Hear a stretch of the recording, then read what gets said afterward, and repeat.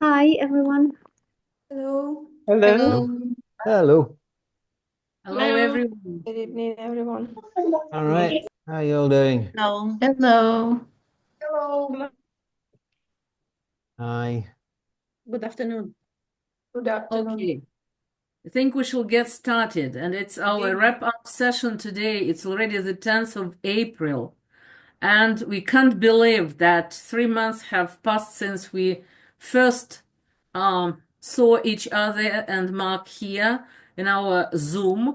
And just finally, it's that session when Mark can relax, think of nothing, I was relaxed anyway. Well, I wasn't thinking of nothing, don't know. listen to us speaking. Well, just in Okay. Ukrainian, there is a very nice saying. I'll say it first in Ukrainian and then I will translate it into English. Maybe in English it won't sound as colorful, but still. In Ukraine we say «Дочекалась сучка помощи». Сама сидить, а цуценята гавкають. Well, just in Right. English, did you understand, Mark? Oh yeah, every word. Okay, every No, I word I didn't. know, No. even every No. sound. I see. Well, but just it's about an old bitch who can finally relax, enjoy her life, Yeah. because her puppies are already barking, and all she does is she's just watching them do all the job for her. That's I what see. we are Right. going to do today to So have. you're saying I'm an old bitch, basically. No, no, no, no, no. It's not about you being an old bitch. It's a Neither are metaphor. we. Wrong gender, wrong gender. An old dog, Okay. maybe. Yeah, I am. Yeah, Okay. probably. But just in your email, you thanked me for shepherding this course, and I Hmm. thought so. Ah, It's yes, not exactly. about. Ah, now I make sense. Yes, exactly. Okay, so we're not sheep. Okay, so just that's that's something that we are coming to the end of. This is positive influence at work, and very, very brief look at our today's program. So we will start with Marina, who will say a couple of words of welcome from TESOL-Ukraine. Then we will have four presentations from our participants, Ella, Irina, Oksana, and Alla. Then I will try to wrap it all up, and then we will have an open microphone time where everybody will be invited, including Mark. Mark, we will give the floor to you. Don't worry. Don't relax too much. Well, and just at this point, I will perhaps stop sharing my screen now, if I can. Okay, and give the floor to Marina. Marina, Barney, and you are welcome. So, good evening, everyone, and I'm really honored to be given the floor today. It's because Lena is in Edinburgh at the conference, and maybe because I enjoyed this course so much, and even my dog here also enjoyed it so much that Mark has given him a couple of certificates. Yes, thank you, Mark. So that was the great time being here with you and with such a great and supportive trainer as Mark is. There is no need to remind you what time we're living through. And professional development, something that we learn together, really keeps us together. And it's the only way we can connect now. Otherwise, we will start crying and telling about the problems. And being connected is very important. And this time we were connected in a very, very meaningful way. I learned, I personally learned so much new, and hope you all did. But besides learning something new, besides learning new things about people we were in the breakout rooms with, and talked about different things. We also learned how great the support from other people can be, and that was Mark's support. So thank you everyone for being here, for being the part of this wonderful time. I will be really missing this time, and learning so many things together supported me personally, and I hope it supported you as well. So wishing you good luck, wishing you the opportunities to use this knowledge. And like I have already used the knowledge. You are all teachers, and you understand how much teachers want to show their knowledge. So, and the knowledge, there is a teachable moment. The knowledge that I used from Mark's sessions was the ABT structure. You remember this wonderful structure. And you probably know that I am very much in bilingual education. So when I Googled the ABT structure, the ChatGPT told me, oh yes, you can use it in teaching subjects. And that was amazing, because this is the structure that really attracts your interest.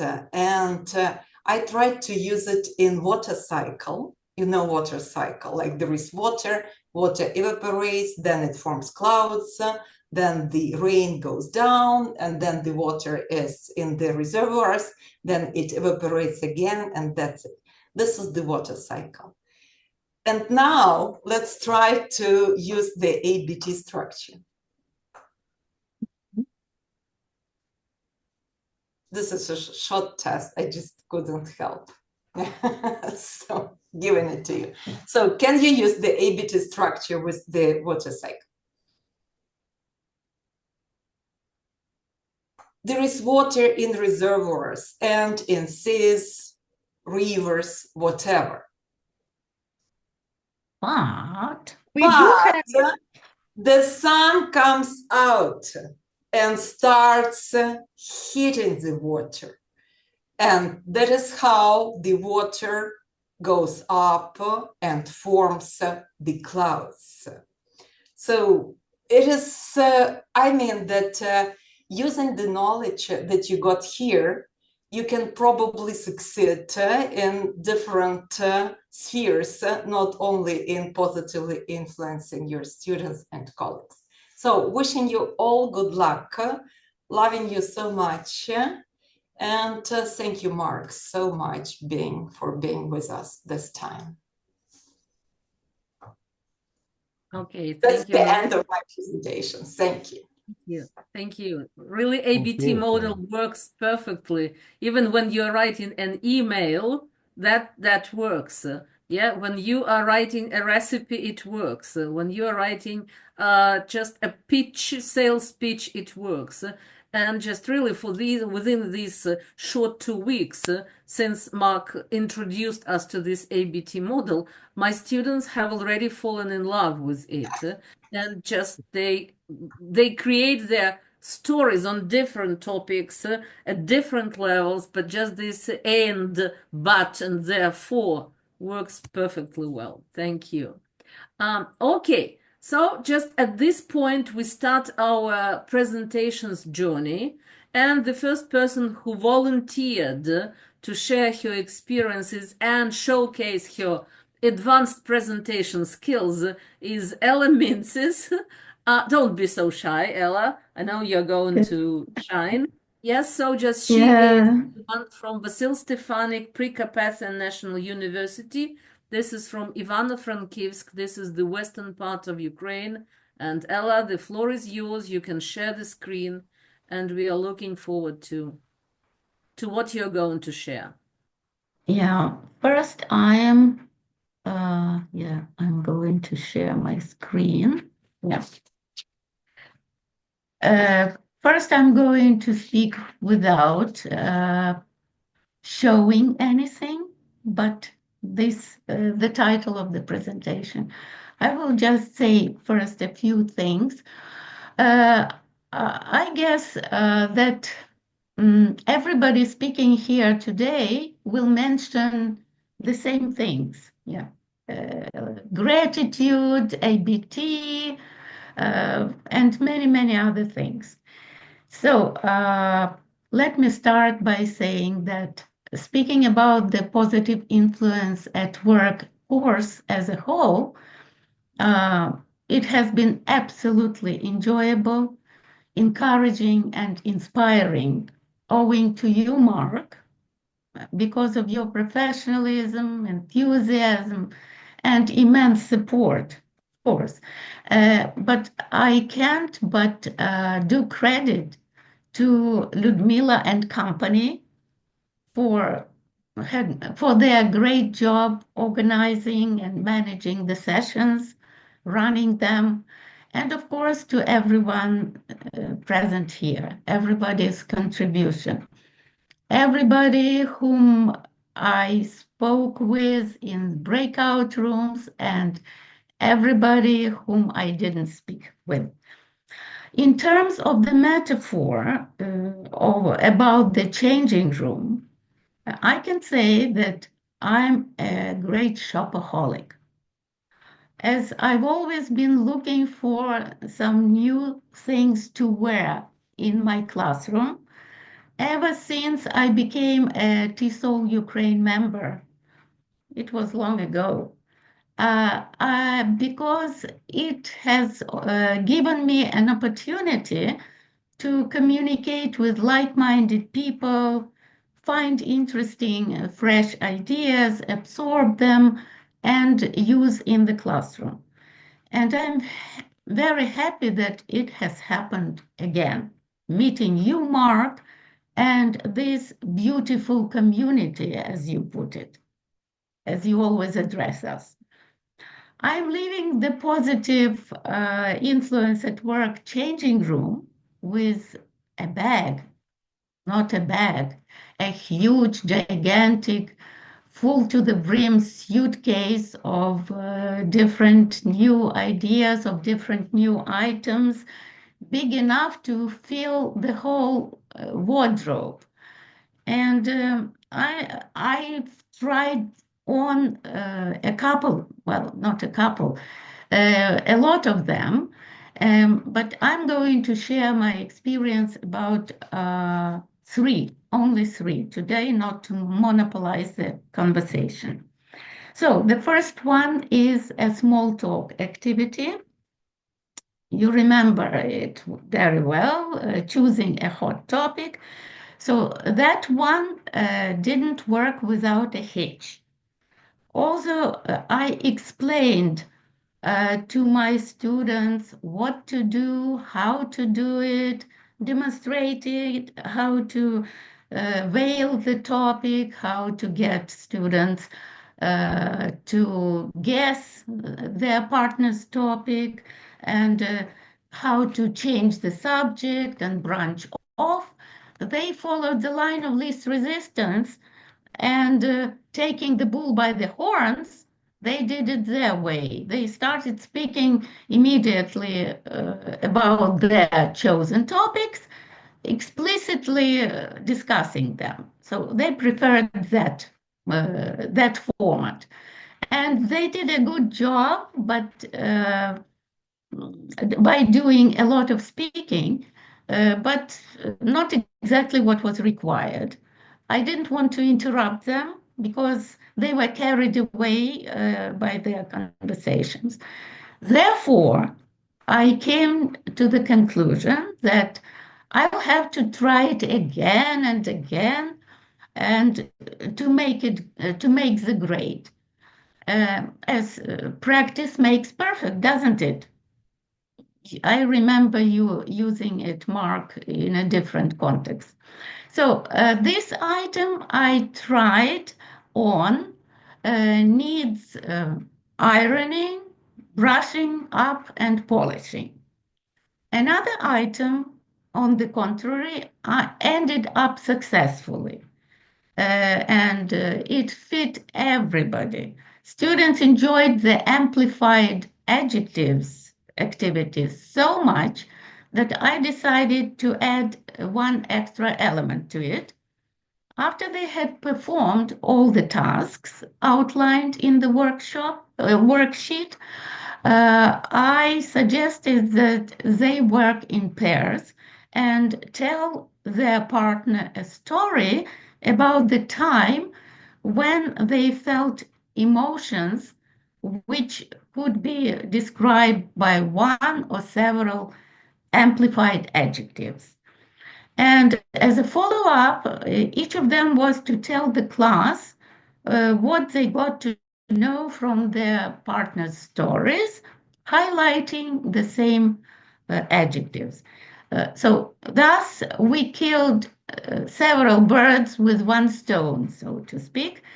On the one hand, learned more sophisticated vocabulary. On the other hand, used it in stories as best. We learned the vocabulary best of all when we use it in context. And what surprised me and pleased me a lot was my students' feedback when they mentioned. So when I asked them, what did you like best about it? What's your feedback? And they said, we got to know each other better. Well, I think that was precious. Yeah. And as it worked very well, as a result, I left the changing room with an extra button on my jacket and with a flower in my buttonhole. And finally comes a feather in the cap. Uh, that's what I called my final part of the presentation. Uh, Undoubtedly, it was inspired by you, Mark. So here it is. I'm going to share it. So I'm going to read it. I can forever listen to birds singing, to a river babbling, to Mark Powell's stories, our attention grabbing.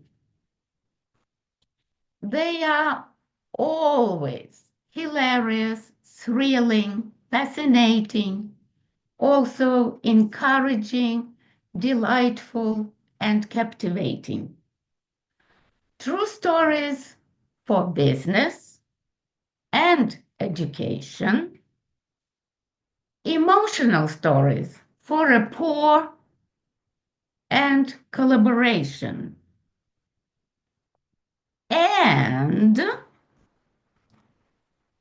stories to be told in any presentation with dialogues, anecdotes, humor, and in a negotiation. Stories a logical ABT order to align. Stories by all means containing a punchline.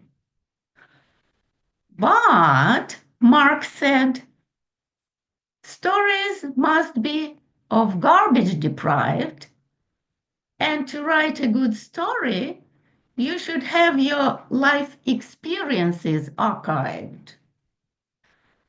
Besides, Mark said, storytelling must be accompanied by gestures and facial expressions.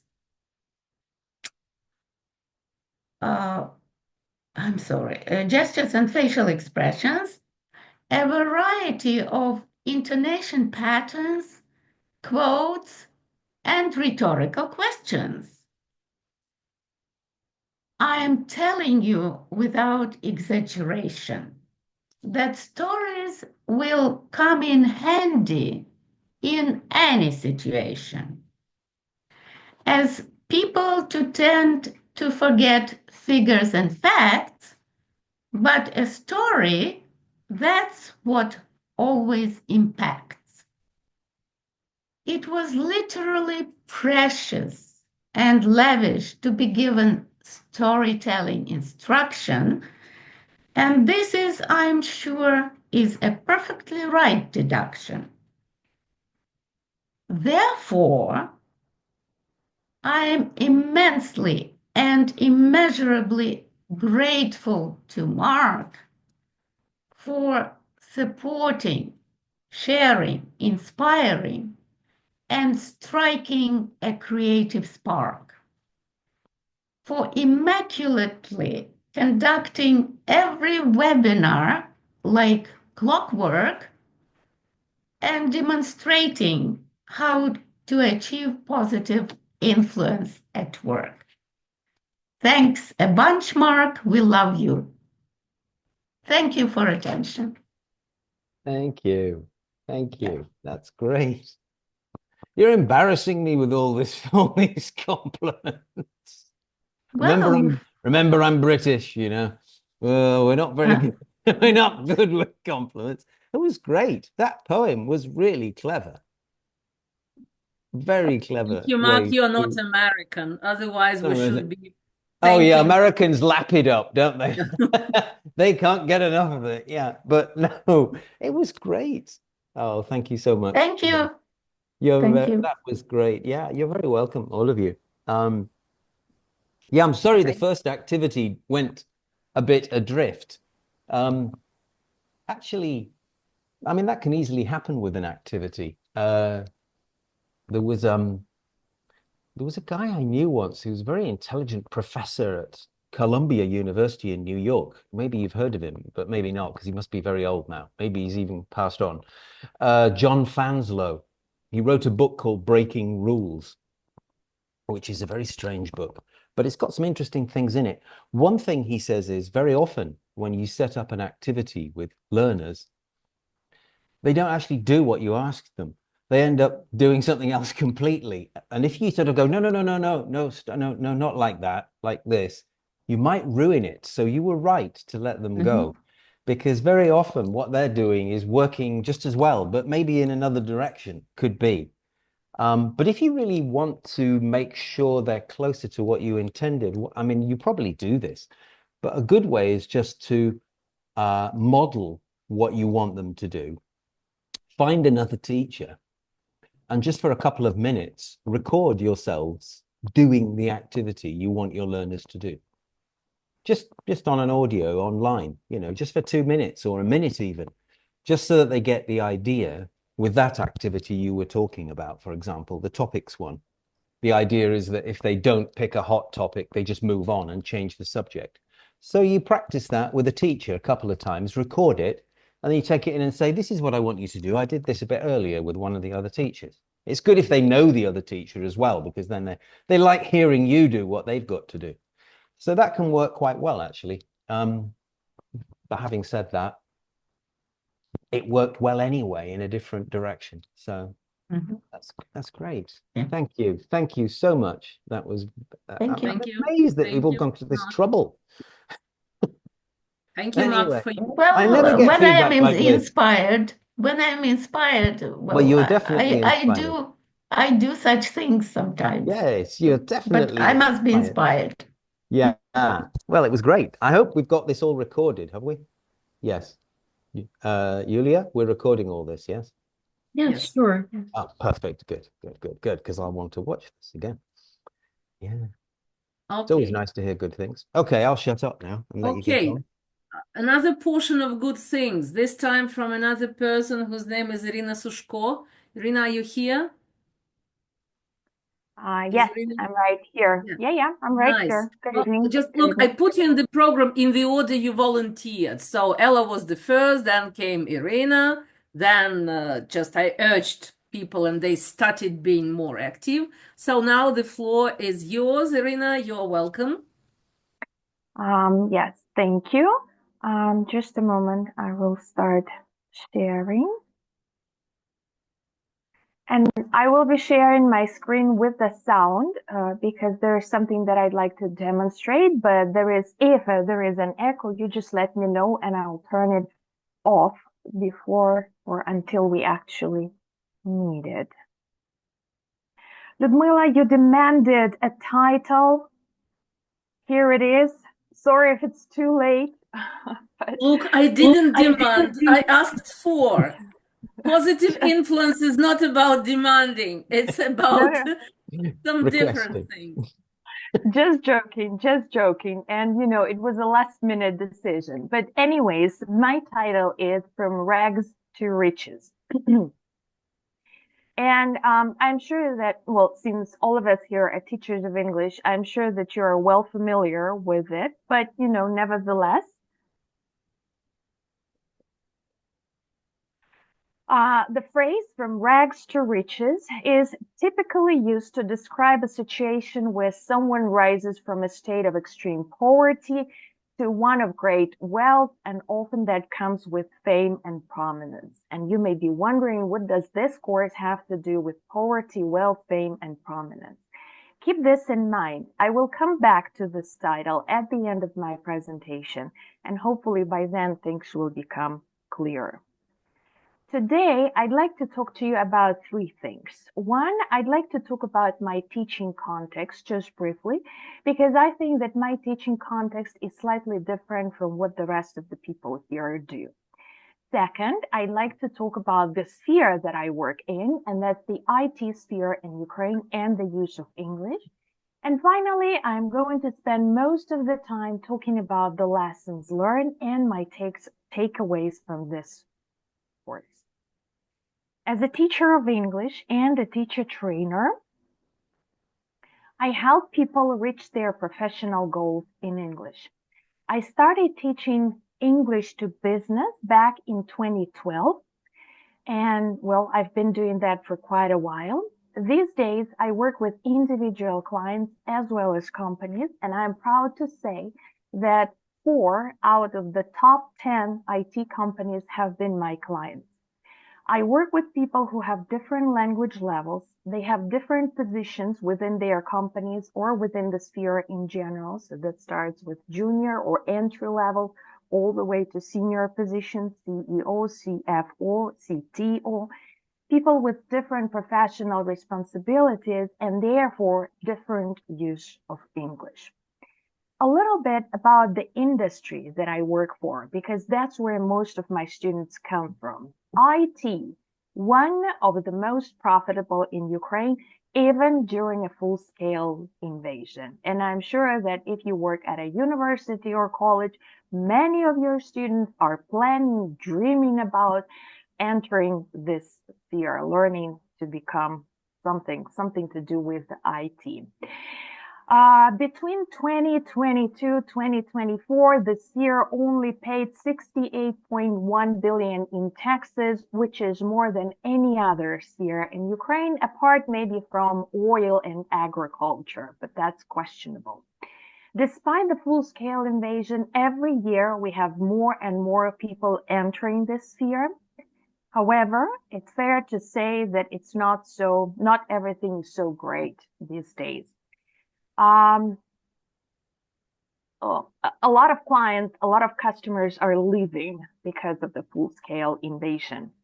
A lot of companies choose to open offices abroad and hire Ukrainians who are now living in other countries. So they are more, flexible and have access. Layoffs, but that's not only the feature of the Ukrainian IT market, but that's worldwide these days. And therefore, there is a lot of competition. The competition is fierce. We still have a lot of vacancies, but we have many more candidates. We have many more clients. We have many more people applying for those vacancies. So when you have two candidates that have absolutely the same hard skills, how do you decide who to hire? If you are a candidate, how do you stand out? And that's where English, and in particular soft skills, come into picture. When I started teaching back in 2012, I had to spend a lot of time trying to persuade my students, my clients, that, small talk is important. Soft skills are important. We should be practicing these things. We should be doing these things. Now I don't have to do this anymore. All of my clients or students, they come with hands-on experience. So they know about meetings, small talk, negotiation, persuasion, not from textbooks, but from their everyday activity. When it comes to the program or to the syllabus, we co-construct it. They come with very specific requests or needs, and we work together to make sure that the program meets their needs and requests. They reflect on the job. So what I mean is, when it comes to homework, I don't say, go and fill in the gaps, with the right word. I say, okay, if we practice compliments, I say, you go, you pay someone a compliment, okay, see how they respond, how they react, take some notes, come back and report. Tell me how you felt when you were doing that. I call that reflect on the job. These people are looking for ready-to-use tips and tricks. It has to be something relevant, something that helps them to build these new skills on the spot. So all the tasks, activities, practice, everything has to be hands-on. And here I have to say, Mark, thank you very much for all the practical tasks, activities, tips and tricks, that I can use in the classroom right away with my students. So, what are the lessons learned based on my experience and taking this course, as well as my takeaways? I'm going to talk about 5 of them during the presentation, but I have many more to share in my reflection. 1. Speaking a foreign language is not the same as communicating in a foreign language. This is a sentence, one sentence by one of my students. I'll give you 10 seconds to read this one sentence.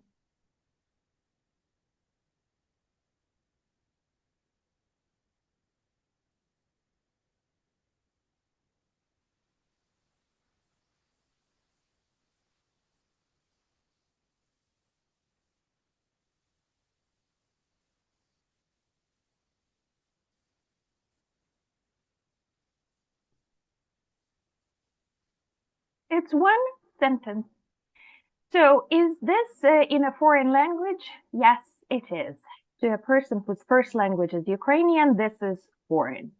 Is the grammar okay? I'd say yes, it is. John will need, simply he doesn't understand, so present simple doesn't, everything's right there. Vocabulary relaxes, yeah, figure out, we have phrasal verbs, we have some nice vocabulary, but what's the message? I don't know. I had the hardest time understanding the message. And this was a real play. I now use the word real play. I don't use the word role play anymore. And this was the real play. And he was trying to persuade me as his colleague to do something. And when he finished, I was like, so what do you want me to do? Speaking is not the same as communicating. The second thing that I learned is I was trying to find some research in this area. I didn't, so if you know something, please help. But from my point of view, soft skills don't transfer. What I mean is, if you have good soft skills in your native language, it doesn't necessarily mean that you will be successful in communicating in your foreign language. I have great students. I have very smart people. I have very successful people. But if you asked me, I would say that all of them, or most of them, are bulldozers. Okay? Just by the way they speak. They are bulldozers when they speak English. Okay? One of the students, again, it's a real play. It's, negotiating something. And he tells me, yeah, let's talk about this. Just you and me, let's talk about this. I got scared that it was like, oh, hold on a second, let's take a break. I was on a sick leave and I come back and one of my students says, so what illness did you have? not gonna answer that question. I don't think it's polite. He's like, why not? What's the problem? You were in a, so what did you? And no, sorry. And then you've heard this from your students as well. You're wrong. No, you're wrong. I disagree. Versus, I'm afraid. Yeah, I beg to differ. And that's one other area where, you know, I usually have to spend time explaining the difference. Like, well, but we are not afraid of anything. I say, well, I'm afraid is not about having a fear of something. Yeah, it's about softening your message. Soft skills don't transfer. Vocal intelligence. Mark, again, thank you so much for introducing me to vocal intelligence. Yeah, is the second most important skill. It's not to be taken for granted. The first, if you're wondering, the first most important skill is asking questions. Vocal intelligence. I will play a recording to you. You will listen to my student reading some sentences. I'm going to ask you to identify the tone: warmth, confidence, empathy, or enthusiasm. Okay.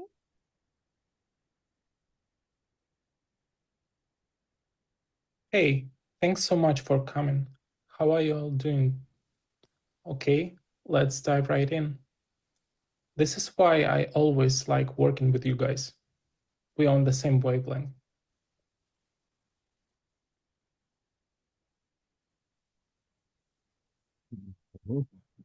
This is one. Okay. Yeah, I know. Are we to guess? Yeah. Do you know the answer? I would guess empathy. Empathy. He Okay. started off Let's like it was warmth a bit, maybe. Yeah, also empathy, yeah. But then he empathy. started saying we were on the same wavelength and I like working with you. So that is Yeah. warm. It's warm and empathetic, I would say. Yeah, those two really. Okay. Let's listen to the next one. Now, Well, just definitely this passage was not about confidence and enthusiasm, I guess. Okay. Incredible piece of new technology. We might be wrong. Fantastic. And I'm really excited to be sharing some of these new developments with you. I think we all have some serious concerns about where this strategy may be taking us. And I know how you might be feeling right now because I used to feel the same way. So words are according to empathy, but intonation is a bit different, yeah? Well, I think there was the words, yes, are saying one thing, aren't they? And the voice is saying another. Yeah. I mean, the words are saying enthusiasm, and then I think, and then kind of sort of confidence and empathy, because it was, you know, I felt the same way you felt. I know how you feel, I think he was saying. But it's true that the tone was a bit flat. They were all kind of quite similar tonally. Yeah, exactly. Yeah, and I wanted you to listen to this, you know, just because, well, I'm used to listening to this student. To me, it's all the same. To me, it's all the same. In particular, where it's something between warmth and empathy, it's almost impossible. It is impossible to understand, to see, to hear the difference, unless you rely on the words, yeah, but not his vocal intelligence. But That's why. is that his personality, or is that part is Ukrainian? Like, because some languages are quite flat, like Japanese is very flat, for example. I don't know much about Ukrainian. That's a mixture. That's a mixture of his personality and when he speaks in English. So those two, they go together. So that's why vocal intelligence is something that now I am paying more attention to, because I see that this is one of the most important skills when it comes to communication and soft skills in general. Next, language fluency, and soft skills. This is something that I still have doubts about because I used to believe, and I used to firmly believe, that you had to be fluent in English to start working on your soft skills. Yeah? You had to have a certain level of fluency before you could start developing your soft skills. I'm not so sure about that. And again, thanks to this course, I started, changing my mind about certain things. And so the student you were listening to right now has, I would say, B2 good level of English. Yeah, his English is really, really good. Now I'm gonna play two versions of the same presentation by a student whose level is A2. We worked on we worked on getting rid of fillers, pausing, and stress. Okay, and I will play the first version, and then I will play the second version, and I'd like to hear your honest opinion. Okay, now read this. Remember about pausing and the stressed words. This is the second.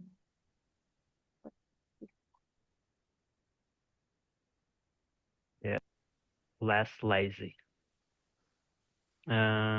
First tip is break big task for small.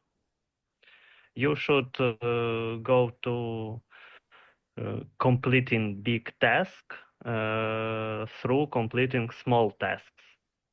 It's motivate you and your laziness will be less.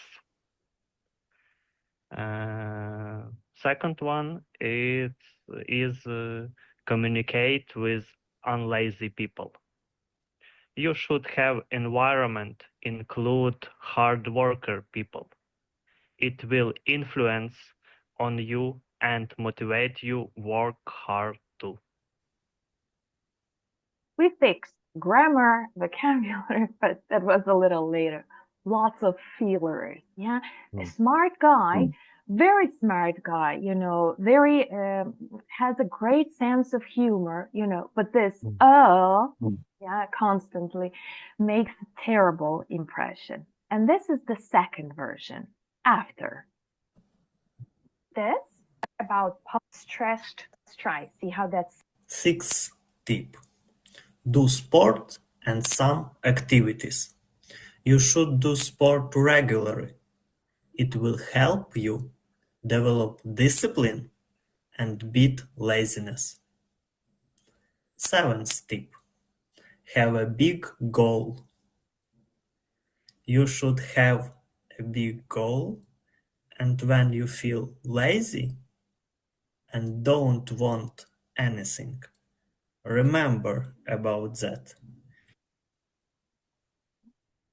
I understand, okay, that there is still a lot of work to be done. Yeah.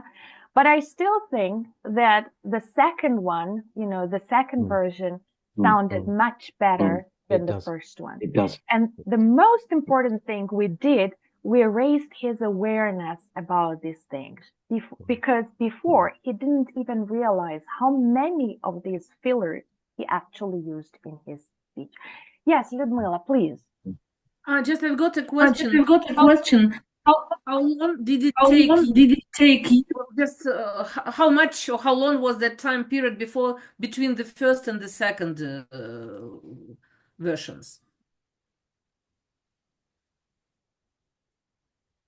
So unmuted. 2 weeks, I think. 2 weeks. So that's 4 lessons, I would say. Yeah. Then we started working on some rhetoric devices, adding a few things, questions, but yes, so that was a little later. But this 2 weeks, that was our first attempt, and I guess my first attempt with this level of student, and well, I'm gonna say it was pretty successful. I think it was, the most important thing was that he learned the first rule, which is where to pause. If you can't pause in the right places, then you can't stress the right words. And if you can't stress the right words, then also your intonation will go all over the place. So that's he got that much better the second time. And he was going more slowly, because fluent speech doesn't mean fast speech. I keep trying to tell Spanish people this, but they don't seem to understand, because they talk at 1,000,000 miles an hour and think that's fluency. It isn't. Fluency is speaking artfully rather than speaking, rapidly. So if you slow down, you've got time to think ahead of what you're going to say. That way you'll make fewer mistakes, you won't make as many digressions, and so then you won't need the filler to cover up your mistakes. Because it's when people can't remember what to say next that they use filler. And that's because they were going too fast, usually. Yeah. So good job. Thank you. And finally, being a language expert does not necessarily make you a soft skills trainer. I remember you, Mark, talking about that, and I do agree that if you are a language expert, you have a pretty good chance. But that still takes a lot of work, that still takes a lot of practice, a lot of learning, it still takes a lot of effort. And in case you are wondering why I have these pictures, I don't know how closely you follow the situation in the USA, but the guy who has just imposed tariffs on most of the world, he filed for bankruptcy 6 times. 6 times he filed for bankruptcy. Yeah. So would you call someone an expert in tariffs or how tariffs work if they filed for bankruptcy 6 times? Exactly. That's questionable. Yeah. He just reversed his decision, hasn't he, today as well? Yes, he has. I mean, what kind of a leader does that? He's panicked. He's done a U-turn now, except for China, of course. But he hates China. Yeah, I was just talking about this to my students because, well, that's something we talk about, and they said that, well, if we didn't have this war, we could just, take popcorn and watch what's happening in the USA, but we are kind of dependent, so it's not so funny. No. Do you still remember the title of my presentation, From Rags to Riches? The key aspects of this narrative are dramatic transformation, overcoming adversity, hard work and determination, and inspiration. And that's exactly what this course has been about for me. There was a transformation. I came here with some knowledge. I came here with some skills and some activities, but I had to take this road to deepen my knowledge, to learn more, to change, some of my beliefs. Was it always easy? Well, no, it was not, but I can pride myself on putting in some hard work and determination into this course and, some work between our sessions. But most importantly, I'd like to thank Mark for the inspiration to keep going, for giving me the confidence that I am on the right track, that I am exactly where I'm supposed to be and where I want to be.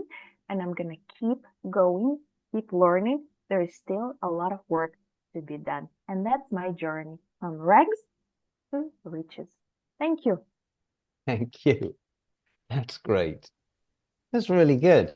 It's so nice to see what people are doing with some of the ideas and making them your own and realizing that, they're not easy to implement, some of them. You have to get skillful yourself, and also the learners take a bit of time because they're not used to this kind of teaching. They're used to being told, no, that's wrong, that's right. You got 7 out of 10 on this gap fill. Well done. Yes, you covered all your points in your presentation and you used good vocabulary. And then you start talking about their voice and things, and they're like, oh, I don't know what's this? And it's a bit strange at first, but that's why I like to use video a lot, because they can see for themselves. Look, would you listen to this person for more than 1 minute? No, he's boring. I know, but his English is great. What's wrong? You know, why is this person so much fun? Listen to his English, count the mistakes. But do you care? Not really. Because he's getting his message across. Oh, sorry. I told my students about this presentation and I was recording myself right here. I have another device recording. And so we're going to work with this presentation because I believe you teach what you preach, right? Yeah. You teach what you preach. Yeah, exactly. Yes. Yeah, you need to demonstrate these skills yourself, of course, that you're right, so that they can see that you're a good model for them of what you're doing. And presentations are a good way to practice a lot of language. I mean, even if you have learners who don't have to actually give presentations yet, but still, you think of all the things it involves. It involves, you know, memorization of facts and figures, describing visual aids, talking about changes and developments, quoting figures and numbers, using your voice, using body language, maybe a few rhetorical devices, audience involvement, question and answer sessions, which we didn't look at on this course because it's not really to do with influence, but it's a very important part, dealing with questions from the audience during or after the presentation. So there's such a lot of you can do in the context of a presentation. And what's nice is that they can take away at the end of it a recording of themselves at a higher level than they were, say, a month or two before. And it really demonstrates to them how, you know, how your teaching is working. And they go, wow, listen, I'm so much better. And you go, well, of course you are. You had me as your teacher. How could you not be better? You mean you weren't expecting to be better? That's the whole point of being here. So yeah, I do like recording, just short recordings of learners that they can take away a product at the end of a session. Well, I know that's not easy to do if you're teaching a big class in a university or something. If you're teaching a smaller group or one-to-one online, perhaps, it's nice that they go away with something physical that they can say, yeah, you know, it could be a text that they've written, an email, or it could be a recording. So thank you, Irene. Irena or Irina, however you, because you got it in it, you got the English version here. All right. Yeah, Irene is fine. Yeah, that's okay. All right. Yeah, That's fine. that's fine. Anyway, thank you so much. That was really nice, nicely put Thank you. together. And it was great to be able to actually see and hear what some of your learners have been doing as well. Thank you. Perfect. Okay. In fact, I was expecting Mark to ask everybody a question. Does anybody happen to remember what plus 78.4% stand for? Or what 68.1 billion hryvnias stand for? Do you remember Mark was talking about how to introduce statistics and how much, how much this? Okay, so if you don't know how to transform this into an engaging activity so that it would last with students forever, please get back to one of our final webinars with Mark. He was exactly talking about this. And one more very brief comment, that long sentence from your student where you couldn't find out what the message was reminded me of my early experience of being a PhD student. I remember when I started writing my PhD thesis, my sentences began on one page and finished somewhere 3 pages after that. And I was very much lucky to have a corner coach next to me. Another activity, by the way, corner coach, which I have been using and which works perfectly well. I had my husband who was typing all this, and at some point he refused to type. He said, no, I'm not going to do this. I said, wow, it's my dissertation. It's my piece of work. I have been working on this sentence for days. He said, until you split it into shorter sentences, I refuse to type. So, and then that really worked. I looked at it from a different perspective, and just by the end of my PhD course, I learned how to write a PhD thesis. Okay, thank you, Irina. Thank you very much. And there is another person willing to share her experiences and insights, and it is Oksana Mironyak from Nadvirna Professional College of the National Transport University of Ukraine. This is, if I'm not mistaken, Ivano-Frankivsk region 2. Yeah? So, Oksana, the floor is yours. Go ahead. Absolutely right. Greetings from the Carpathian Mountains. Here in the Carpathian Mountains, the weather is very snowy. We have something up to 10 centimeters of snow right now, and it is still going to snow, and they promise it all night. But here, with this group of partners and participants, we feel warmth, and we have a sunflower heating and who has been heating us all these days. So I would like to say just a few words because I have been teaching English long ago, but it was secondary school's practice. And during this war period, I am working as a teacher at college. And as I was internally displaced from Ohtyrka, Sumy region, now I am in the Carpathian Mountains and I am teaching English for students for IT, technology, law, economy, so business English, different spheres. That's why when we were asked to write our expectations, when I joined to these workshops and to this great voyage of my life, I've got much more than I have been expecting. Thanks to all of you and thanks to Mark. So I'd like to share my comments. Do you hear me? Do you see my screen right now? Yeah? Not yet. Yeah, we see it. Okay. Yeah, okay. I just do it a little bit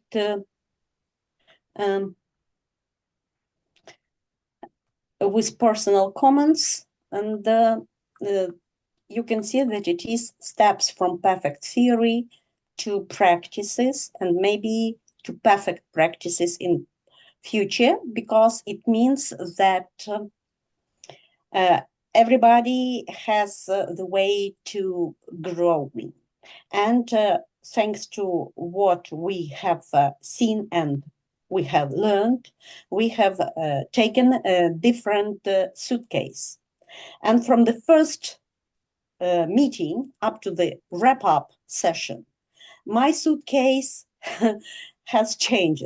First, it was big and very big, but now it's becoming smaller, but more concrete and more perfect and more adapted to the students I'm working with. Because the level of English at vocational colleges or at professional colleges is much more different. It differs greatly from universities.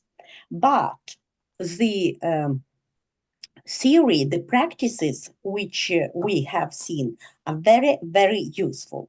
So we have passed this long way, as you have put it, and I have found a very good comment that is here. You can see it in the screen, on the screen, that is from Maya Angelou. People will forget what you said, people will forget what you have done, but people will never forget how you made them feel. And of course, you will see the place of growth. So that was my first idea, from trainer to every present teacher. And all this way, we have passed successfully because it influenced our challenges from old way to new way.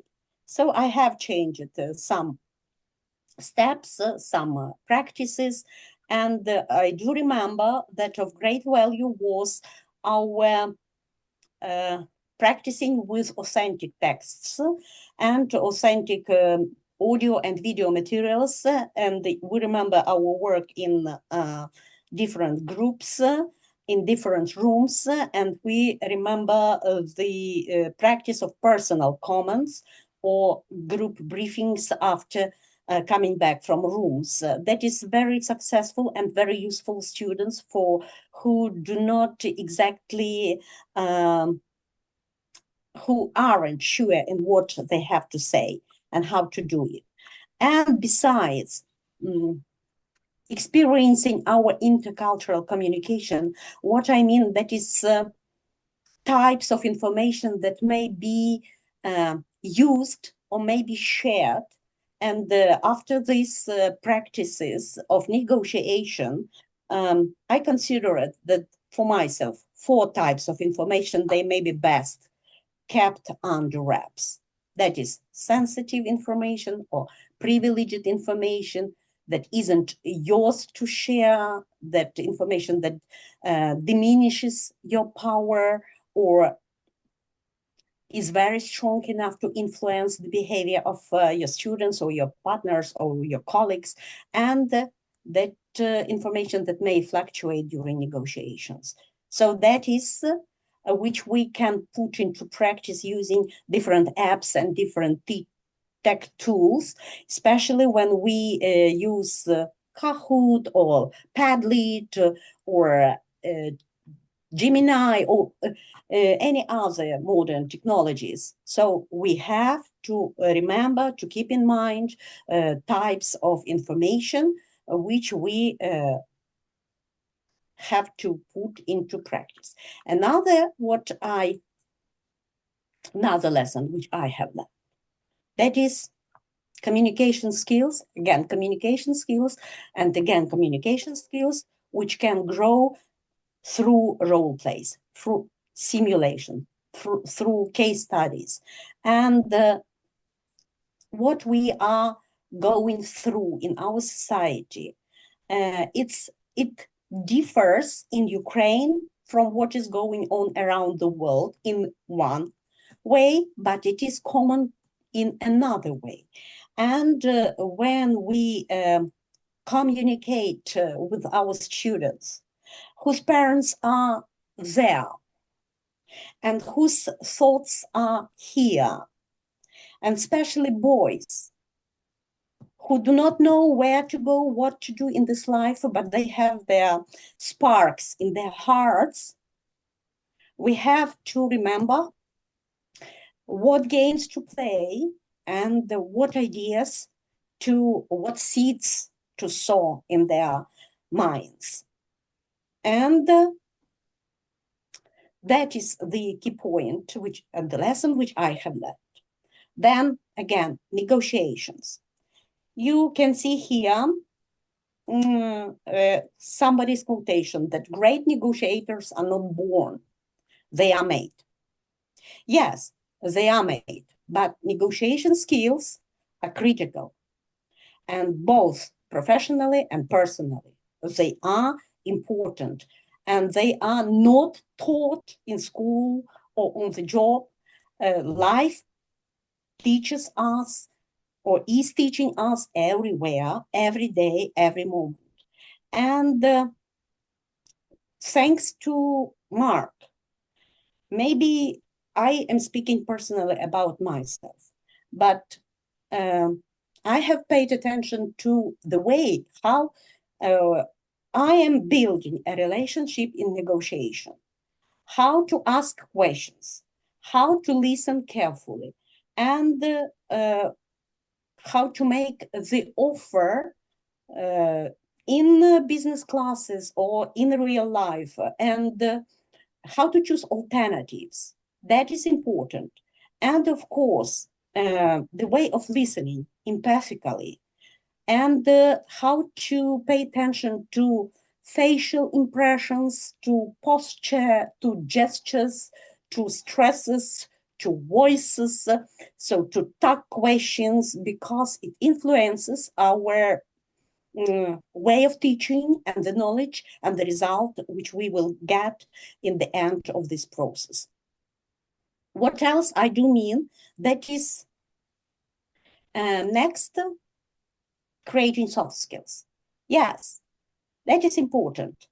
And speaking about our work in the rooms here, we were strategically grouped, not on our experiences. Nobody took into consideration how experienced we are. What level of English do we have? We are experts.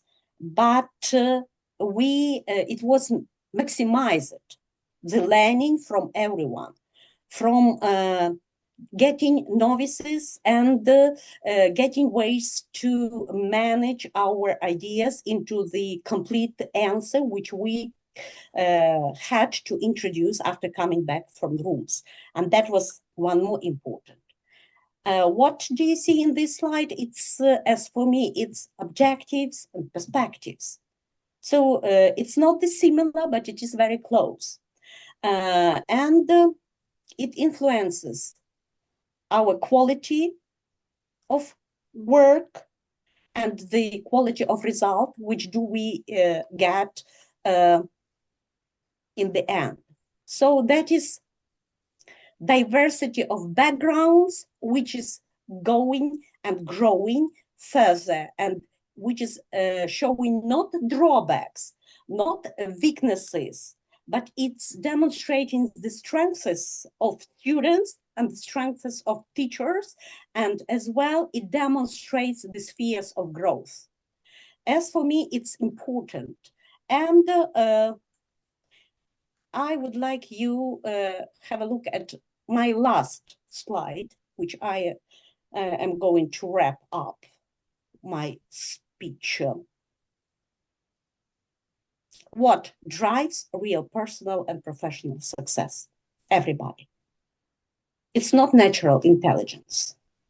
It's not rare talent. It's not even efforts which we do put into. The real game changer is what you know, how effective do you use your knowledge. And when you master leadership and negotiation, of course, when you know English, you can accelerate your career, your growth, you build trusted personal brand, you turn everyday interaction into powerful, lasting impression.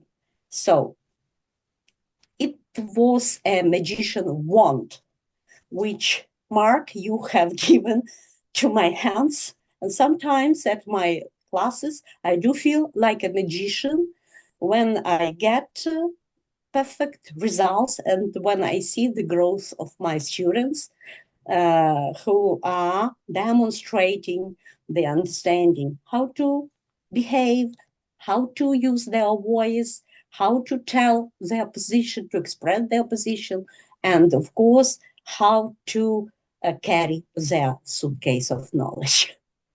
Thanks a lot. You're very welcome. It's great. I'm That glad. is briefly.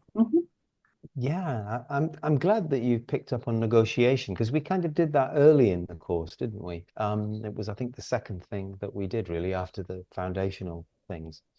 And yeah, those of you who are joining me on the Cert IBET, we will do a bit more on negotiation because we looked at the foundations of it and we looked at persuasion and interests as against positions, but we'll look a bit more and get involved in some more technical fluency activities together as well to get you to practice negotiating a bit more at more length slightly as well. So thank you. Thank you. Thank you so much, Oksana. Thank you. And I'm glad that you feel that you've got some things that you have narrowed down to what works for you, because that's really what it's about. You can't just take things straight into the classroom. I know that. You have to mold them to fit your own particular situation and learners. And I'm really pleased that you feel you've been able to do that. So thank you so much for taking the time. Thank you. Thank you. Thank you very much, Oksana. And just our next presentation will be the one that demonstrated this positive influence at work.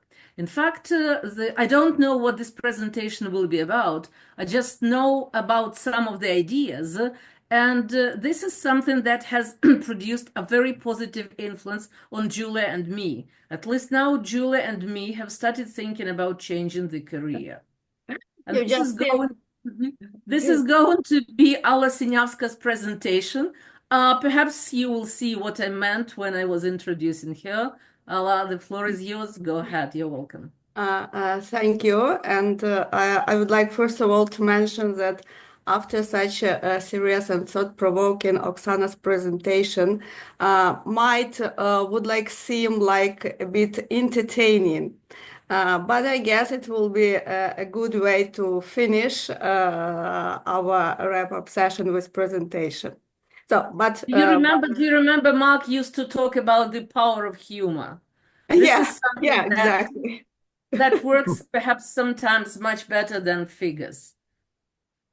Probably, yeah, you are right. I don't know whether you see my full screen. Yeah, now probably. Yeah. So, good evening, everyone, once again. And now it's my turn to share my humble reflections on the course in the presentation, which I called A Voyage of Positive Influence. How did it all start? One cold winter day, like it is outside today, though it's spring now, I received the announcement, being a member of TESOL-Ukraine family, about the course Positive Influence at Work with Mark Powell.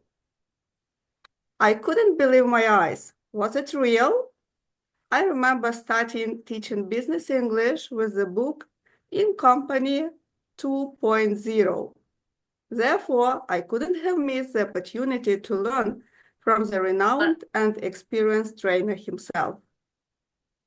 Notwithstanding the webinar started after tiresome working hours, the course was worthwhile every minute of it.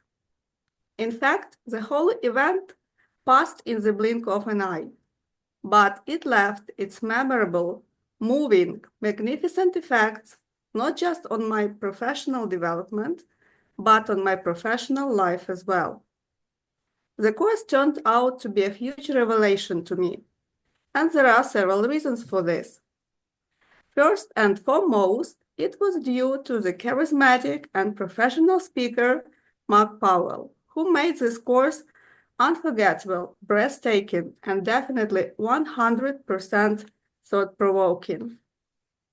Secondly, the course changed my viewpoint on some things, such as the importance of small talks for big business, the value of smile, and that a storytelling skill is not as easy as it might seem at the beginning. Moreover, I discovered so many facts I haven't even thought about, such as the difference between pusher and puller, principles of persuasion by Robert Cialdini, dirty tricks during negotiations and how to overcome them, and definitely many other tricks. And of course, that magic number 7. I knew that there is some mystery in it, and Mark just confirmed my suspicions. You have just 7 seconds to make a first impression on your listeners, but you will need 7 meetings to change it. There are 7 E's of emphatic listening to master to become a good listener. And of course, 7 principles of persuasion are crucial to know for both professional success and everyday situations, because negotiation is something we are constantly involved in. Isn't it miraculous? At present, I know a lot more about socializing, negotiation, confrontation, networking, and other soft skills that appeared not so soft to develop and use. It is a painstaking hard work to improve them for professional success and to be firm to implement them. So now I'm well equipped with lots of amazing and amusing activities, ideas, and materials. Some of them, such as breaking the yes but habit, small talk cards, inventing a story for selling some trash, I practiced with my junior students. And more complicated tasks like the 6-word memoir, circle of influence, Synnex FBI model worked well with my senior students of master degree. Actually, I would like to try on all of the activities. Each of them is engaging and carefully designed to develop different skills. But as many teachers of universities, I am short of time during my classes, as the number of hours allocated for a course is not sufficient to embrace them all. Nevertheless, I do not lose hope and will do my best to incorporate as many as I will be able into practice, because they are worth it. And last but not least, I'm sure that among all stories we have heard during the course, each of us found some to one's taste. One of my favorites is Simon Sinek's story of three bagels that discloses two ways of word perception. One is to see and get things you want, and the other just to see the obstacles that prevent you from getting these things. In my case, I wanted to participate in this course, and nothing would prevent me from doing it. Neither late hours, no household chores, and even power cuts. Thus, in conclusion, I want to thank Mark Powell, the experienced and fearless captain who led us through the ocean and skills of skills and storms of positive emotions. His professional crew of organizers from TESOL-Ukraine who prepared and made this event possible for this thrilling and unforgettable journey. And of course, I would like to thank all fellow participants who were brave to dive into the depths of this ocean together with me to discover wonders and treasures of positive influence. So the voyage is over, but the impact will remain for the rest of our life. Moreover, our nets are full of activities, ideas, and materials, and we are ready and eager to share them with our learners. Thank you very much for attention. You.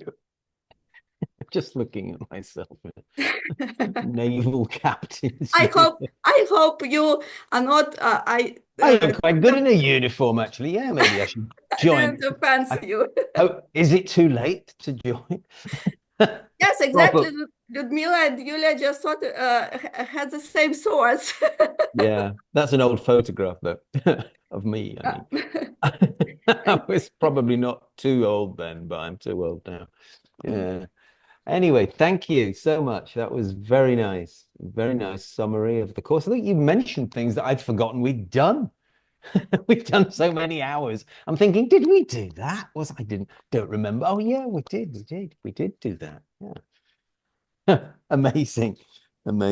Yeah, and the number 7, the magic number 7, you're right. It is true. There's something about the number 7. It's of course the number of words, isn't it, as well? And the number of numbers that we're able to remember quite easily. After 7, it seems to become more difficult for us to memorize things. So that's another good reason to speak in smaller chunks of language, because it's much more memorable that way. Yeah. So that was great. Thank you, everybody. Thank you so much. Thank you for going to all that trouble as well. I mean, it's amazing. No one ever does that at the end of a course. You get a form filled in and people say thanks. That's it. It was very special. And I thank you very much indeed. And I know it hasn't been easy sometimes either to attend the sessions in the evening, the end of a day, when all sorts of distractions and interruptions as well. So I admire you for that. It's been a privilege. And I'm going to be working with quite a lot of you on this Cert I-Bet as well. In fact, I think nearly all. How many have we got in the end, Ludmila? 47. Is that everybody, in fact, more or less? Practically everybody, right? Yeah, exactly. Okay, So, Mark, we'll talk about that a bit later, right? Okay, yeah, all right. So, Allah, thank you very much, really. I don't know where you found that picture of me, but this is not old, it's ancient. That was some 30 years ago and minus 60 kilos. Well, that's really something. Thank you.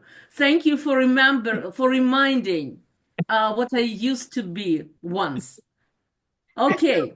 Actually, this is And the photo on the site of your university. yes, You I got. know that was, well, just by the way, that was a picture of my first year of working at the Ukrainian Academy of Banking. I just, well, joined the academy in 2003. So you can count how, yeah, exactly 22 years ago. Yeah. Okay, so now it has become, and just one more thing. It wasn't a dirty trick on the part of Allah. That was a very wise tactic. And you remember Mark's piece of advice that if you use it, it's your tactic. If your opponent uses it against you, that's his or her dirty trick. So thank you for your not so dirty, very clean tricks you have played. Thank you. Thank you very much. Well, and just at this point, let me share my screen. I guess I can do this.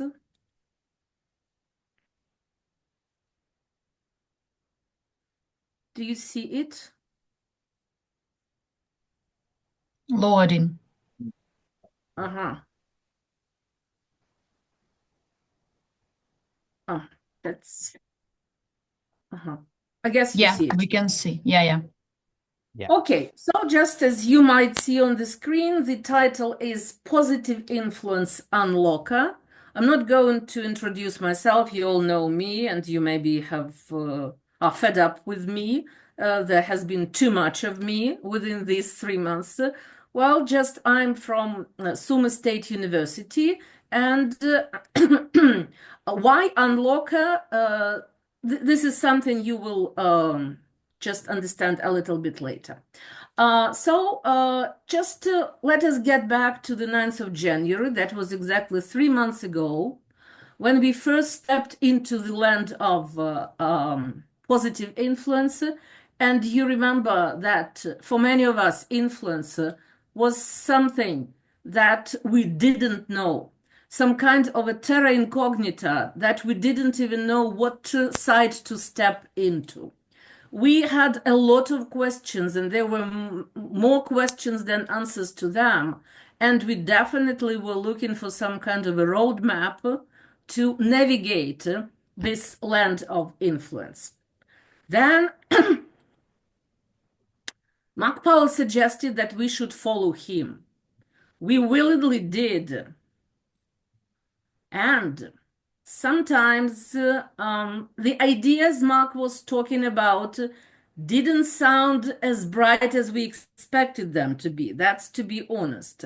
Some of the ideas sounded weird until Mark explained all this through a good deal of his personal stories, and not only his personal stories, but the stories of the toys and some other actors.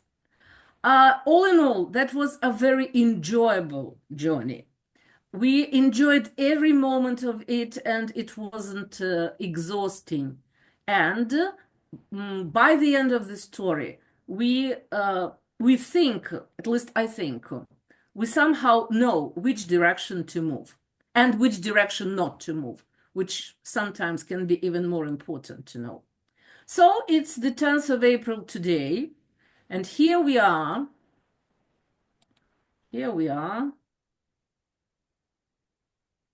Having gone from awareness to influencing, from learning what influence is about to trying to influence others. We have rucksacks full of a whole bunch of very, very useful things that will help us in our future journey. Finally, we can feel relaxed and take time to digest everything that and unpack all the things that we have in our rucksacks. And moreover, not only do we know which direction to move.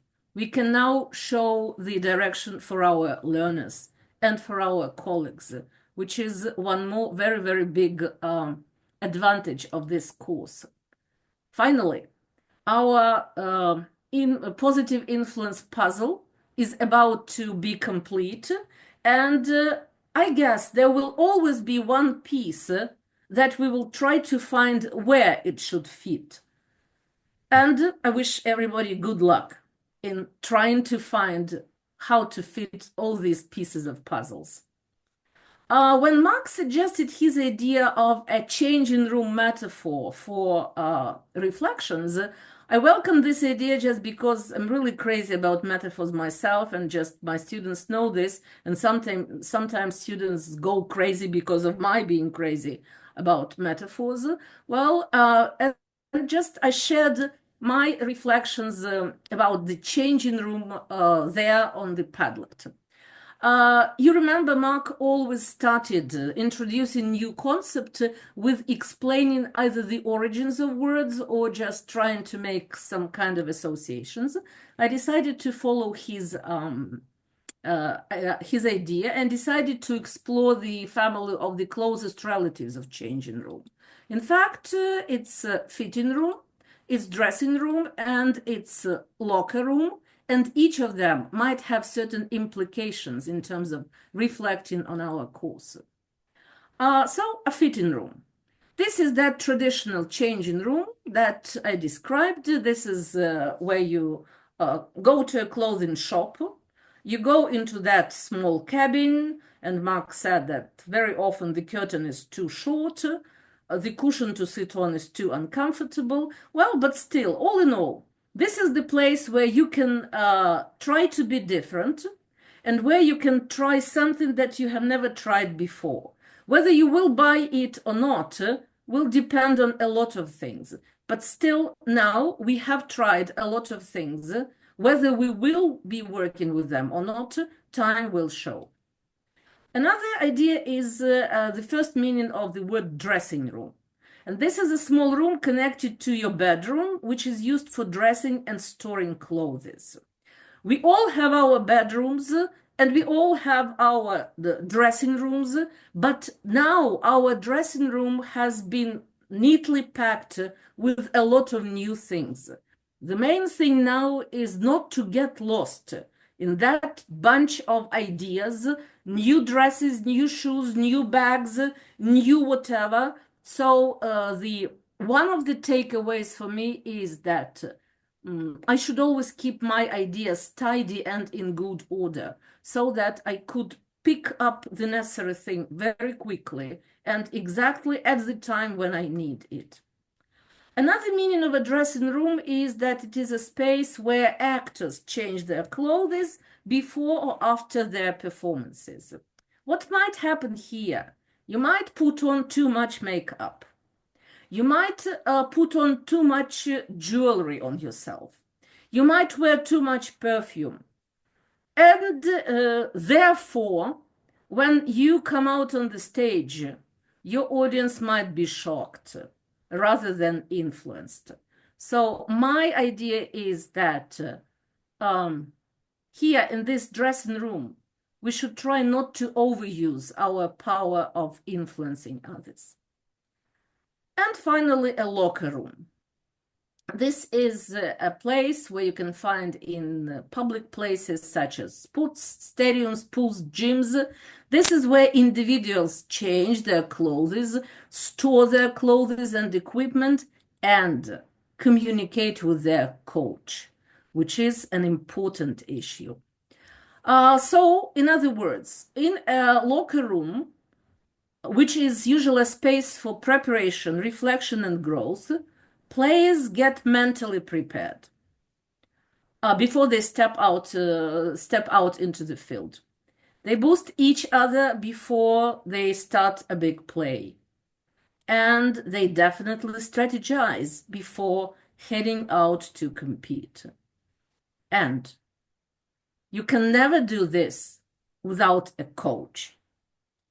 So, they say that a good coach can change a game, a great coach can change life, And you will all agree that our coach was great. It wasn't just a only the game-changing experience for many of us. It was a life-changing experience. Yes. And I would like you to pay special attention to this. Definitely everybody needs someone in their corner. And I have already shared my experience of my husband being my corner coach. And this idea of corner coaching in a classroom is something that appeals to me greatly. And this is just a very nice, not only teaching, but life experience. Definitely in your life, you are sure to have someone in your corner, someone you can ask for help, someone you can call for support, and someone you can share your achievements and successes. This is our coach. Let's meet him. And one more very, very short personal story, again, about my PhD thesis. It was about the personal names, English personal names of Anglo-Saxon origin. I was trying to find out how the British culture and British mythology and British mentality was expressed in the inner form of their words. That's why I decided to do my favorite thing. I decided to identify, to research Mark's name and surname. So, Mark, it's a common biblical name. It was popularized by Mark the Evangelist, who was the author of the second gospel in the New Testament of the Bible. Now you know why Mark is such a skillful storyteller with perfect rhetorics. The origin of the word is actually doubtful, but perhaps it can possibly trace to the Latin language, and roots of the word might be traced back to the word Marcus, which originally meant warlike or devotee or follower of Mars. And as you remember, Mars was the Roman god of war. Now you know why Mark is such a strong and powerful influencer. And now you know, although you remember he said that once he doubted his career, well, I guess now we will say, and he will agree with us, that he is the world's best teacher ever. Then I decided to analyze the word Powell. I used to teach a course in lexicology, and I remember that word formation pattern called blending. And this is where Mark's surname comes from, I think. I guess, I don't know exactly, maybe Mark will tell me. I guess it comes from combining two words, Powell and well.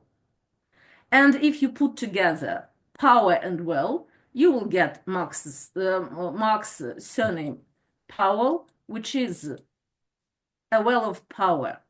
That is a well of influence. This is the well that we have been drinking from for 3 months. I guess we have drunk a good deal of fresh and very, very tasty water. And this is one more evidence that we had the #1 coach on the earth. Why #1? Just because, or similarly to a great coach who fires up his players with a pep talk before they go to a competition, Mark actually helped us find our inner drive and confidence to positively influence our workplaces.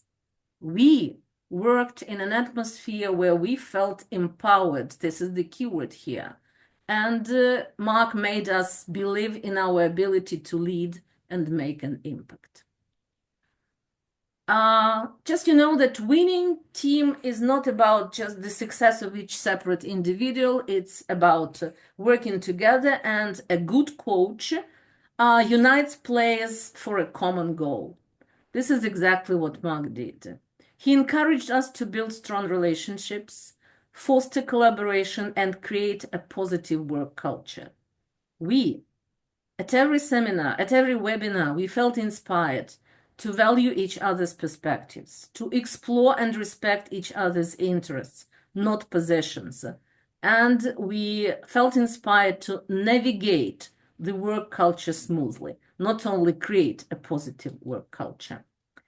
Another parallel, another metaphor is based on a coach's role who provides a game plan, not only hyping the team up. This is what Mark did.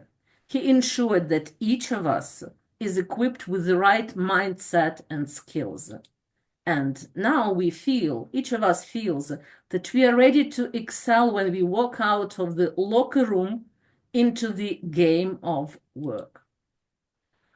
We definitely feel mentally, not physically, mentally and emotionally very much powerful. Mark answered a lot of questions. The main question was, what is positive influence and how to use it and how to make the influence positive. Mark, thank you very much. And this course on positive influence at work has turned out to be the locker room talk of a coach before our stepping onto the field of real-world workplace interactions. By the way, I found out that the word locker room culture is just an idiom which is used in business world, and this is about a collaborative environment where team members push each other to excel, hold one another accountable, and celebrate victories as a group. This is exactly what we have been doing throughout these 3 weeks. Yes. Now, we are at the point of unlocking our lockers. Yeah, and before we do this, let me remind you of a quote of one of the greatest teachers, teacher trainers, publishers, and authors whose name is Mark Powell. And this is what he said in the course overview. We are all influencers. Be it ever so slightly, even our most fleeting encounters leave their mark. And if there is one skill above all others that will help our learners get ahead in the world of international business, it's the skill of influencing.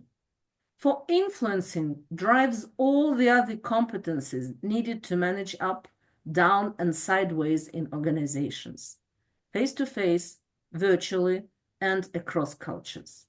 So whether our classroom focus is on networking, video conferencing, negotiations, confrontations, or presentations, exerting positive influence is likely to be the underlying goal. And here are the 4 lockers we have managed to open. Look, so that not to plagiarize, not to be accused of plagiarism, I warn you that all the words I have taken are from Mark's course overview. But that was overview we started with. This is something that we can put our signature under each separate word that were there in that overview. So, locker number 1, networking. Mark has managed to convince us that putting the art of conversation to work is what networking is. And simply being liked makes us both influential and open to being influenced by those who like us. The second locker is about negotiating and confrontation. And all that was about setting the right tone, controlling emotions, and establishing constructive ground rules. And now each of us not only knows, but even feels that negotiating is not about influence only, but adept influences have a clear advantage. And confrontations at work are inevitable, but they are not necessarily a bad thing. Locker number 3, that was about presenting and about developing a charismatic room and Zoom persona. And like Mark's words, when he said that a presenter without poor delivery is like a fitness trainer who smokes. Vocal intelligence, we have been talking about it today, like pausing, pacing, placing emphasis, turning the volume up and down is crucial in a presentation. And Mark made us feel that rhetoric is really as easy as 1, 2, 3. Finally, locker number 4. It's storytelling. It's my favorite. And it's about winning hearts and minds, the way Mark puts it. And just the key idea here is that stories have a status and power of their own. And each story, whether it's a fact or fiction, will definitely light up your presentation. Personal stories are the most effective way to build rapport and showcase your talents in job and appraisal interviews. Stories diffuse tension and build bridges in a difficult meeting, and they are the real business cards we exchange when we network and socialize. You remember those 4 types of stories that, 4 genres of stories that Mark told us about: first-person narration or personal anecdote, reportage, which is third-person narration, right? Parable and a pitch. And at our final session, I tried the 4th type, a first storytelling of the third person. You remember I talked about influence from the in the name of influence, and this is actually what my students have also liked to do. Very, very short, again, sharing experience. With my master students of international business, we were going through problem-solving unit, and just we were solving one of the problems there from Mark's in-company book, and just one of the students, there were 3 problems for them to choose from, and one of the students chose the problem that nobody has ever chosen. That's the story of industrial vacuum cleaners that are a dull product and sales are going down, and just the company needs to solve this problem. I should never have thought that any of the students would tackle this problem, but one girl did.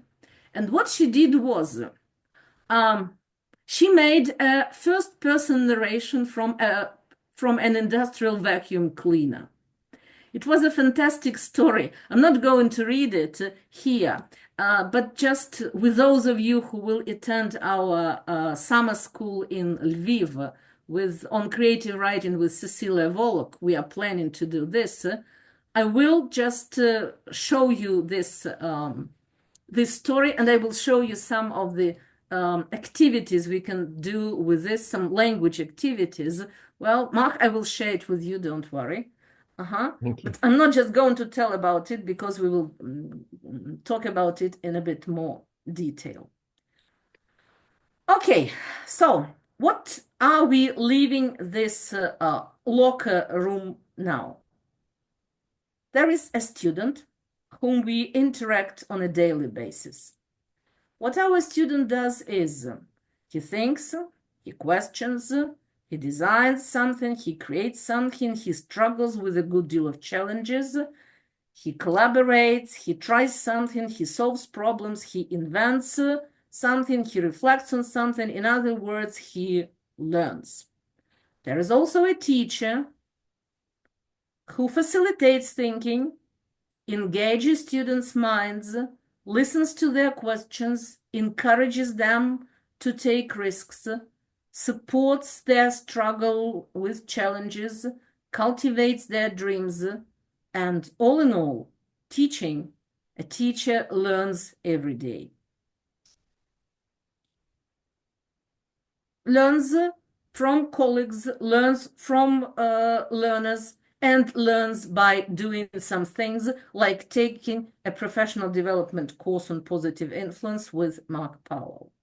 While doing this, we all interact and we all affect each other upwards, downwards, and sideways. In this way, we develop our circles of influence.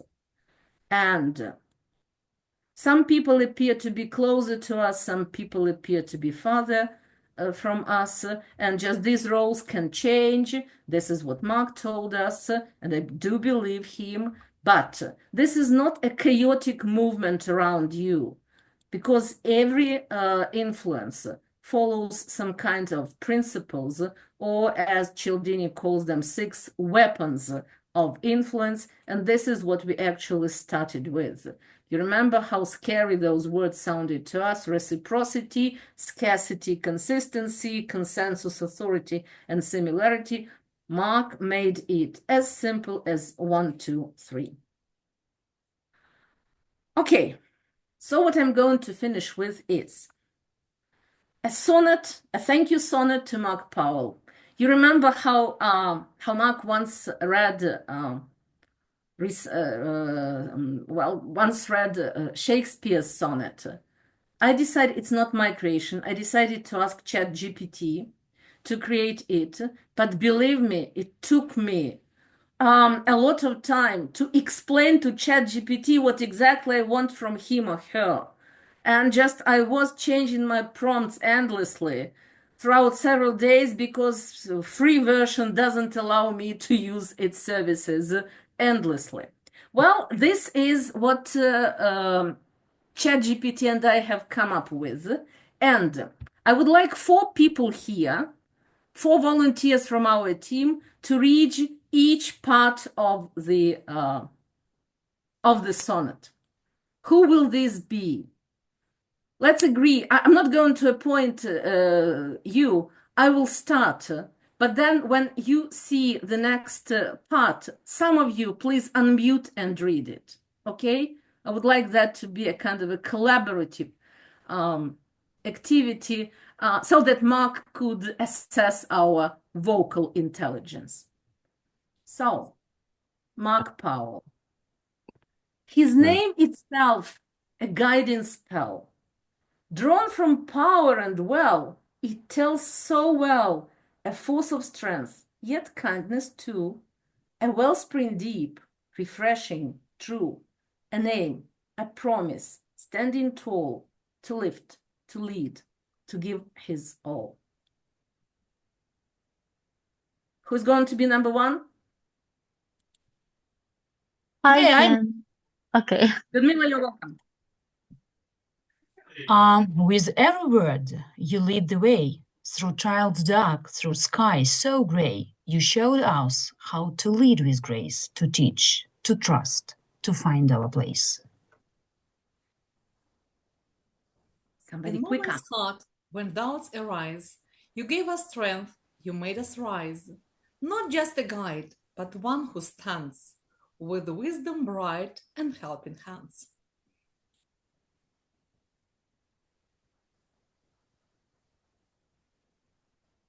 You taught us more than words can tell, the power held in leading well. Through lessons shared and kindness shown, you helped our seeds of hope be sown.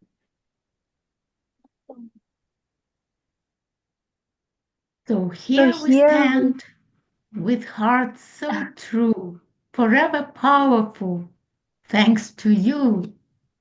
Your light will shine in what we do. Our lasting thanks from us to you. Mark, did you see the body language? I did, yes. Excellent finish there. I saw the gestures. Okay. Okay. And just to finish Goodness off, me. before we give the floor to Mark, I'm not going to remind you what times we are now living through. It's definitely a bad chapter in our history and in our lives. But please don't forget that one bad chapter doesn't mean that your story is over. If you can't run, then walk. If you can't walk, then crawl. But whatever you do, you have to keep moving forward. Definitely on your way. You can enter the wrong door, but you'd better admit that you walked through the wrong door than spent your whole life in the wrong room. And please remember that you are beautiful inside and out. And if someday you doubt it, ask yourself a question. You know what's awesome? The answer is read the first word. That's you. So thank you very much for being such a wonderful team. Thank you very much for being so responsive, so collaborative, so wise, so smart, so incredibly wonderful. And I sincerely wish you to be yourself, because an original is always worth more than a copy. So don't try to copy Mark. You will never be able to do this. In whatever you do, please stay yourself, but use the tips that we have got from Mark. And the final activity, a question to Mark. How was your experience with TESOL-Ukraine teachers, Mark?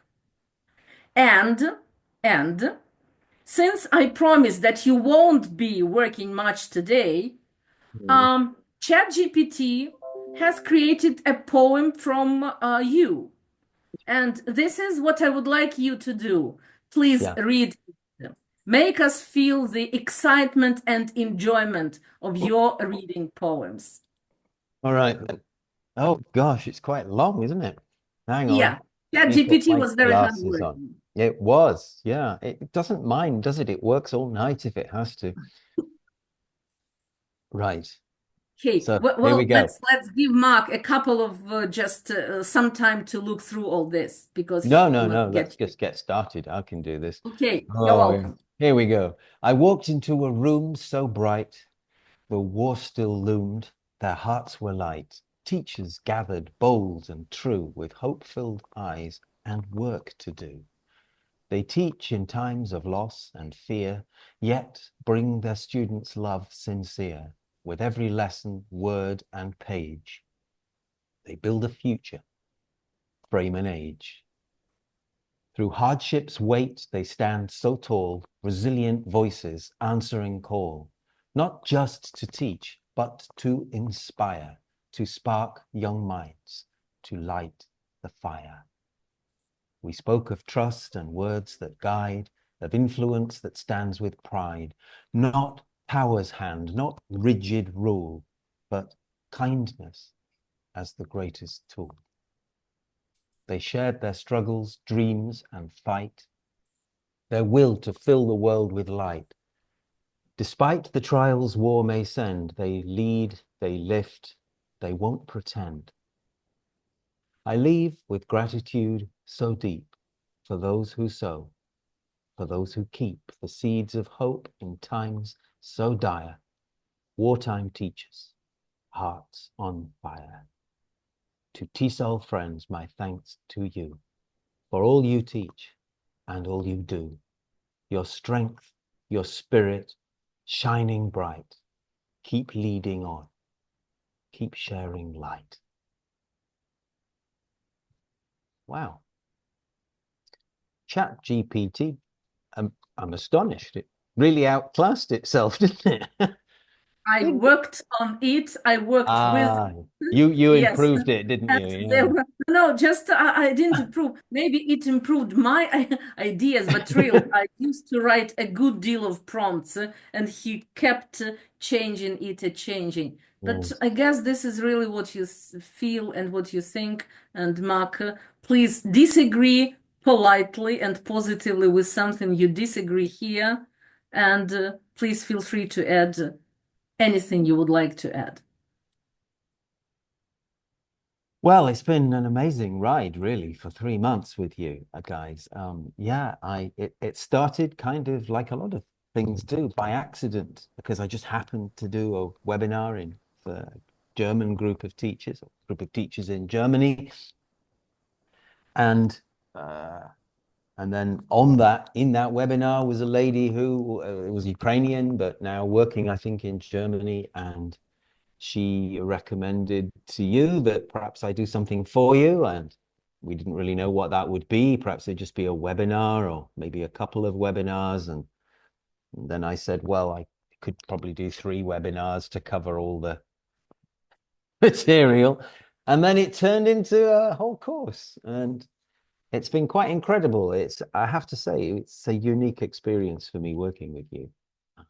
And yeah, it's very moving to work with you in your present circumstances, which hopefully won't be that way for too much longer now. We have to believe that that will be the case. And we're not really saying goodbye, because most of you are going to join me again in a short time. We have to decide on our schedules and things, but we'll carry on working together. And now is the time. Now is always the time, actually, isn't it? There's nothing other than now. That's all there is. And you remember in remember I did a bit of Julius Caesar for you, I think, didn't I, a while back? And Brutus actually has a speech in that play as well, where he's talking about taking your opportunities when you can. He says there is a tide in the affairs of men. Of course, he says men because in those days they didn't use gender non-specific nouns and pronouns, but by men he means people. And the speech it's very short. He's trying to persuade his colleagues to join him on a voyage now to go to battle, because if they don't do it now, the opportunity may never come again. And people who don't take their opportunities when they arise might regret them for the whole of their life. So when it comes, you have to know when the tide is high. And I think the speech goes, there is a tide in the affairs of men, which taken at the flood leads on to fortune. Omitted, all the voyage of their life, bound in shallows and in miseries. On such a full sea are we now afloat, and we must take the current when it serves, or lose our ventures. So we're taking the current when it serves. We're not going to lose our ventures, and it will lead on to fortune, I hope, because in a couple of weeks, or whenever we decide to start, 2 or 3 weeks, I guess it will be, if that's okay with you, so that everybody's had a chance to finish their reflections and so forth. And then in 2 or 3 weeks, we'll start the course. Would you like me to talk a little bit about it, Ludmila, just before we finish, or do you want to have another meeting for that? I just want to say, because I know some people were concerned about the amount of work and things, there isn't a lot. I mean, we will meet online. It won't be like the course we've done. The sessions will be a bit shorter. Remember, we've already done about 24 hours together, and the whole course is a 50-hour course. But that doesn't mean another 26 hours online, because there will be some things for you to do in your own time. I will make some videos, recorded videos, using Zoom that you can watch. But we will meet, because I think it would be fun to meet and try different things out. We've done some of the syllabus already, and we've done it in a sort of different order from the way the certificate is usually organized.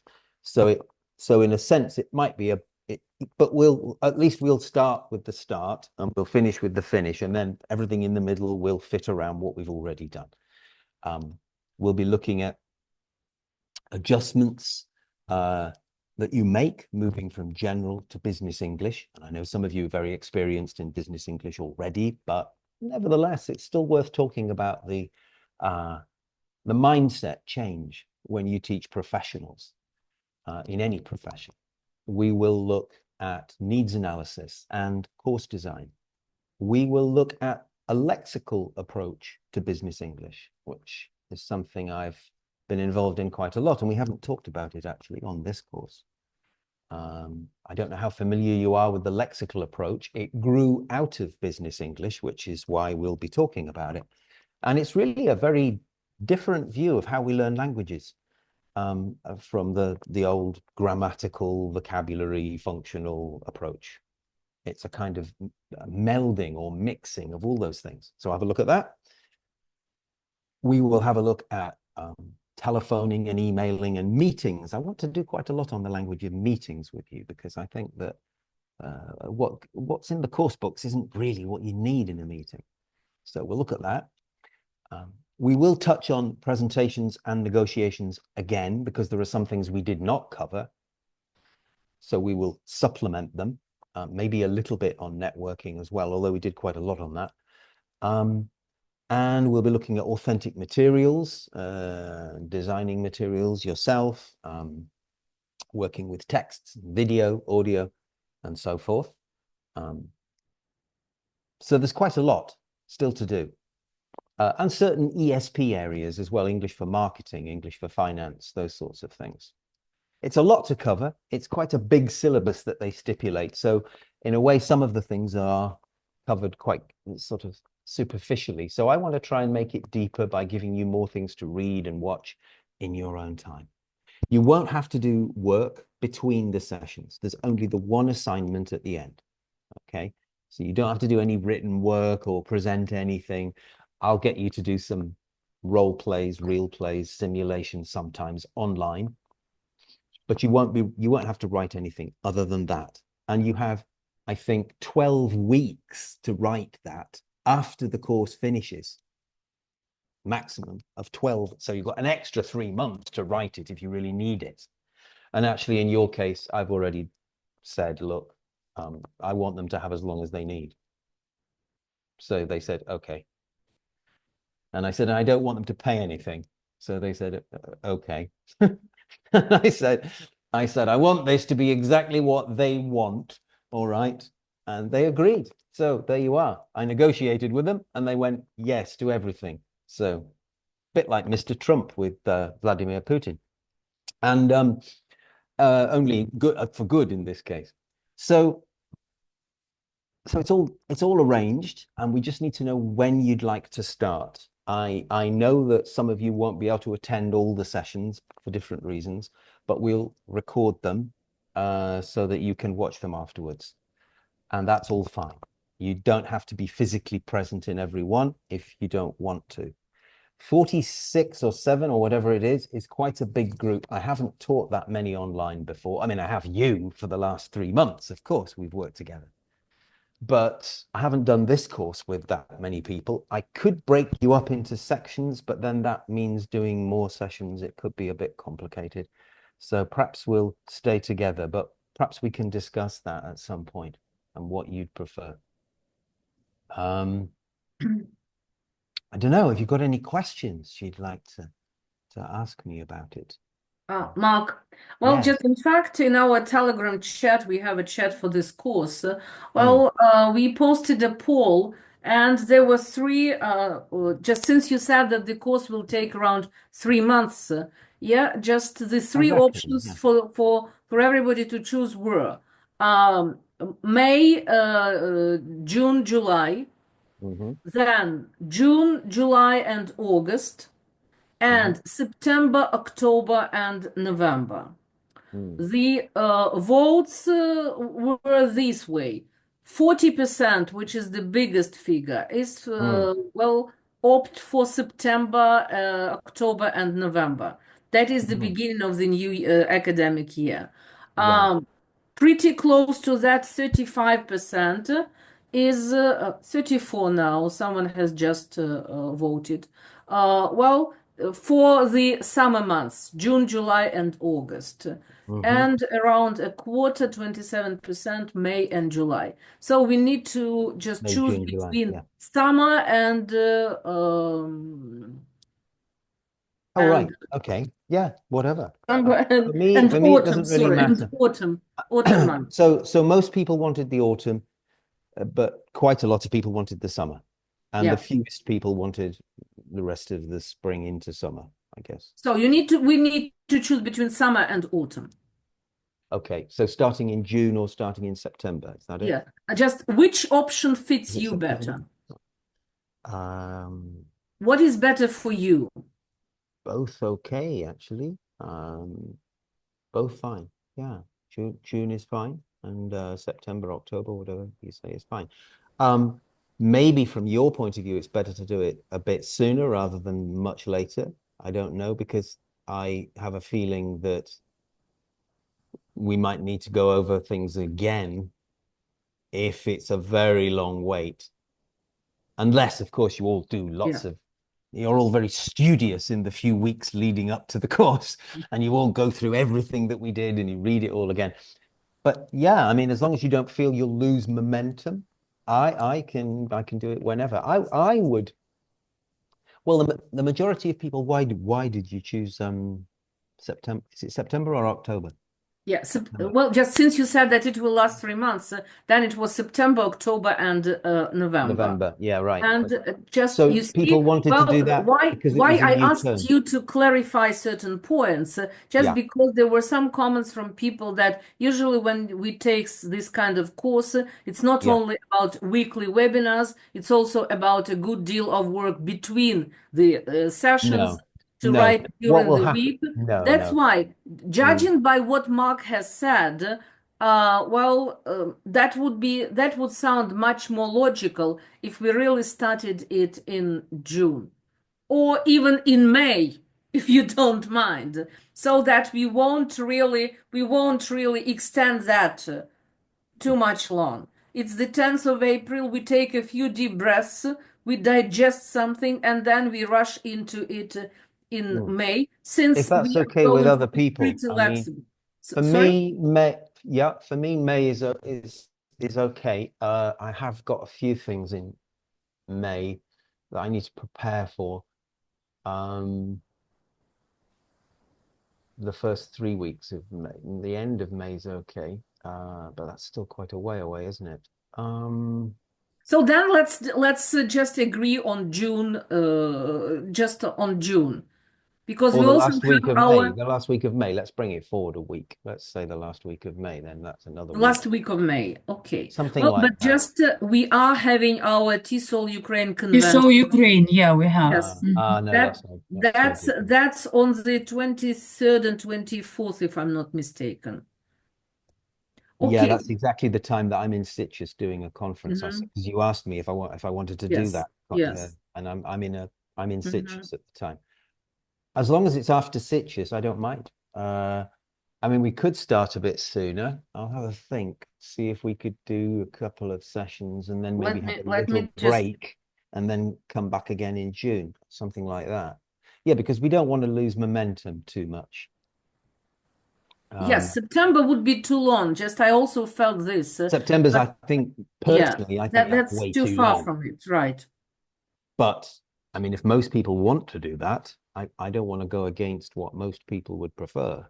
But it does seem like a very long wait to do the other sort of 55% of the course, because we've done 45% of it kind of already. You know, you're nearly halfway there already.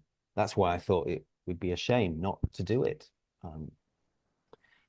Well, just Mark, if you say about the last week of May, that starts on the 26th of May, and most of us will be back home after our TESOL conference, so we can Yeah. start somewhere in the Yeah. last week of May. You Yeah. will be back, and we will be back, and Yeah, just exactly. And in the meantime, it gives me a chance to adapt what I've got to fit the situation, because we've already done some things. So I don't want to repeat things with you, obviously. Well, we'll refer Or we back can to just things, start on the but not 1st of them June, again. so you could have enough time, and so we won't mess everything up. Whatever, whichever you prefer. I don't mind. I mean, I'm ready for the sessions. The first few sessions are all ready. Well, all of the sessions are ready in some respects, but I want to update every time I do the course, I update it, alter it, change it, you know, throw out some stuff, bring in some new stuff, and things like that. For me, it's more about the logistics of running it than when. It's more about, you know, the Zoom and having somebody to help me facilitate it and that sort of thing. Because I know Yulia has done a great job, but she's also busy, and I don't want her to feel pressured to, you know, have to do, or whoever. I mean, maybe somebody else could do it if Yulia's busy, but it would be a help to me if you can help me on the logistical side, and then I can just concentrate on the We content. will, Mark. We will just we promised, and we will do this. Yeah. Well, then So in just that I case, it's no suggest problem. that we just roughly agree just to start it at the end of May or the 1st of June. Sometime between the 26th Once and the you are 1st. ready, right? Yeah. Once you are ready, you let me know, Yeah. And I just share the information with people, and we will be ready to join when it suits you. Just 23rd and 25th of May is our convention. You are away at a conference too. So once we are back, we are ready to start, and we will be looking forward to the signal from you. Great. Good. Okay? If that's okay with you, that's I'll fine. keep everybody informed of this. Okay. Okay. Mhm. Yeah. So we will create. Is that all right? Is that all right with everybody? Because I don't know. I want it to be all right for all of you. You're all okay with that? I don't want you to feel, oh no, if I've got to wait that long, I'll drop out. I don't think. I want you with me, all of you, as many as possible. So. Well, just Mark, I will again update. Maybe some of the people are not here with us today. They will be watching recording or maybe not watching the recording, but I will share the information that you have just shared in our group. Yeah. I will post another poll, and we will see how many people feel happy with this, and I will just good. We can always have get back to you. We can always meet again between now and then. I have a couple of short sessions just so that we keep in touch and so that we don't lose the momentum. Because even a month or 6 weeks is a while.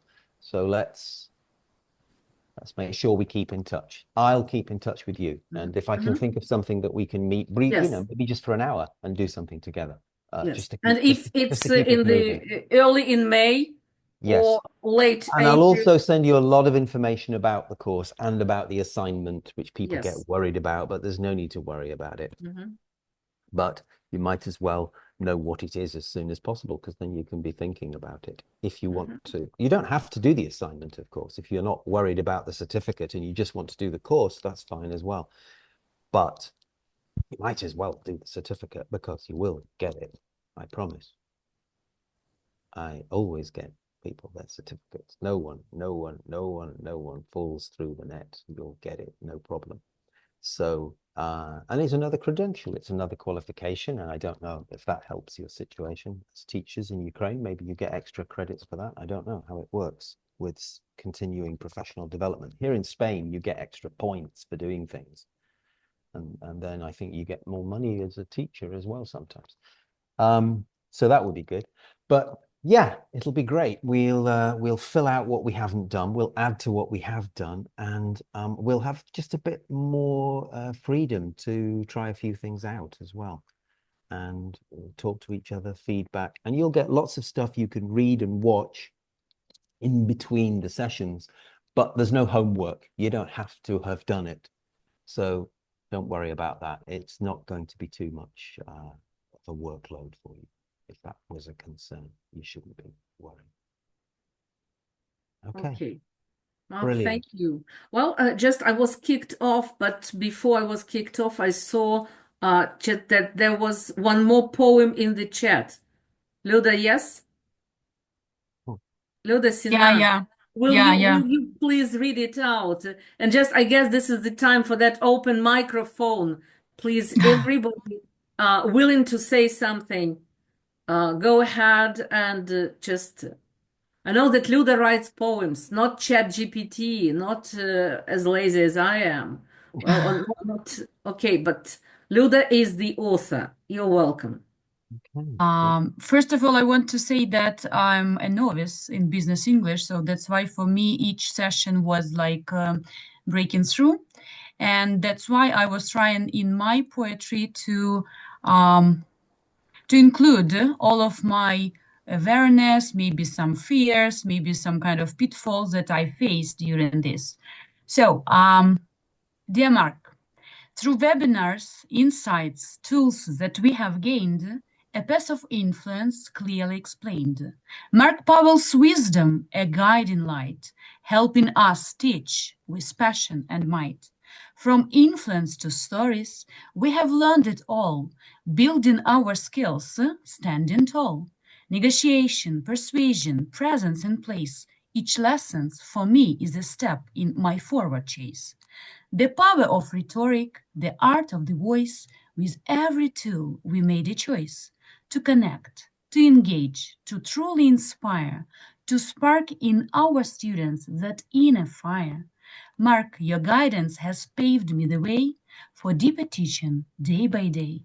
With gratitude, we move ahead, ready to teach by your wisdom led. So, here is to you for all you have shared, for making us better, for showing you cared with every lesson. You have helped me grow, and we are now prepared with much to show.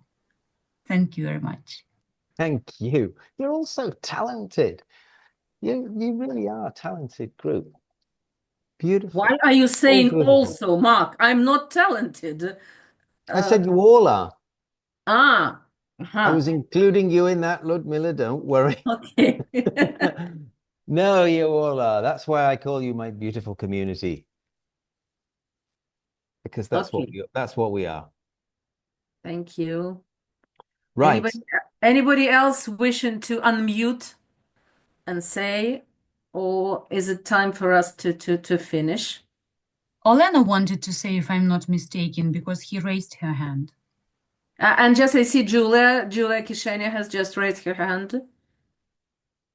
Yeah, I just wanted to clarify about the schedule we're going to have, because that's impacts our own schedule. Of course.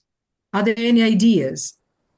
Well, I've not run the course on this extended basis before. Normally I run it intensively and face-to-face as well, over 8 days, 50 hours in 8 days. You can imagine it's pretty intensive.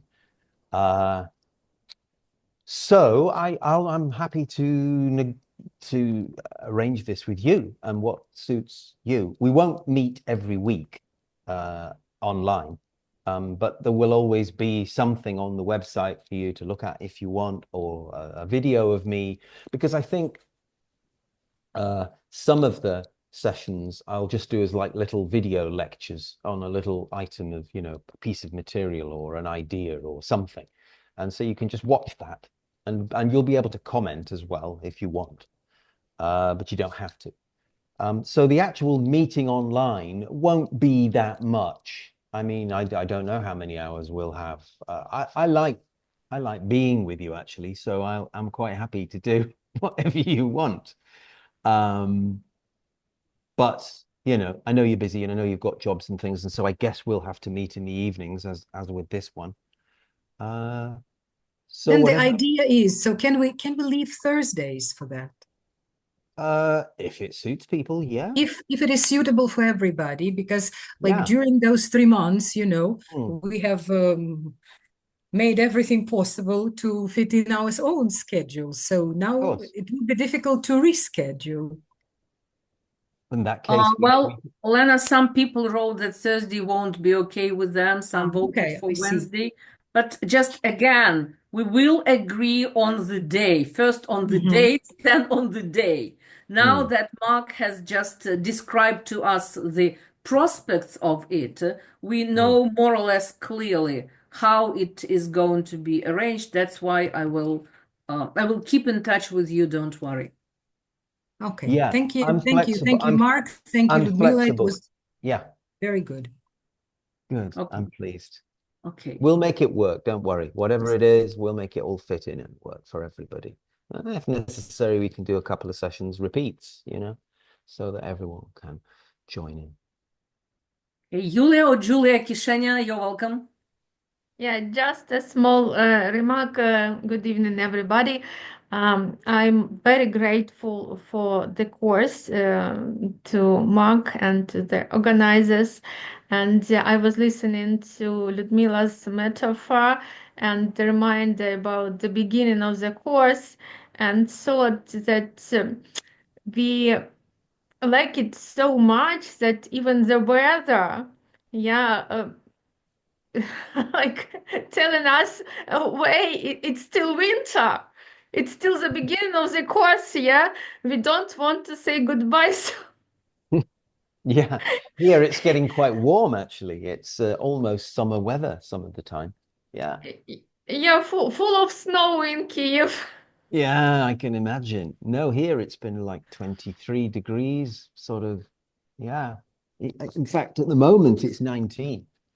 Yeah, And Mark, it was yeah. -1 Celsius in Kiev today, Oh so God. Well, yeah, there you are then, you see. It's a pity we couldn't do it here, isn't it, really? Hire a yes. place on the island and we can So all meet thank here. you very much. It was really very inspiring. I tried lots of tasks and ideas, and it's very interesting to see how it works with different groups, the same course but different groups. And it is really amazing. Every class, new discovery for me, so I will go on. Yeah, and I'll share my experience. Thank you. You're very welcome. You're very welcome. You're all very welcome. Yeah. Okay. Perhaps the only thing left for me to do is to thank Julia. That was really a wonderful partnership. This is the second time we have been running a course with Julia. Last time we were both trainers. This time we were kind of coordinators.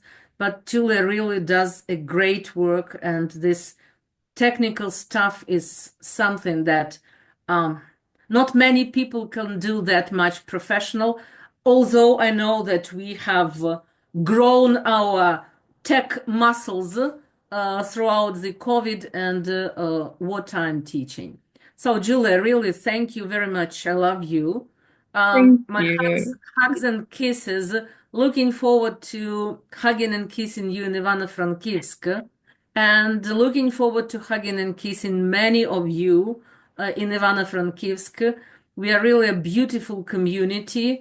And again, I do hope that one day we will be able to hug and kiss Mark.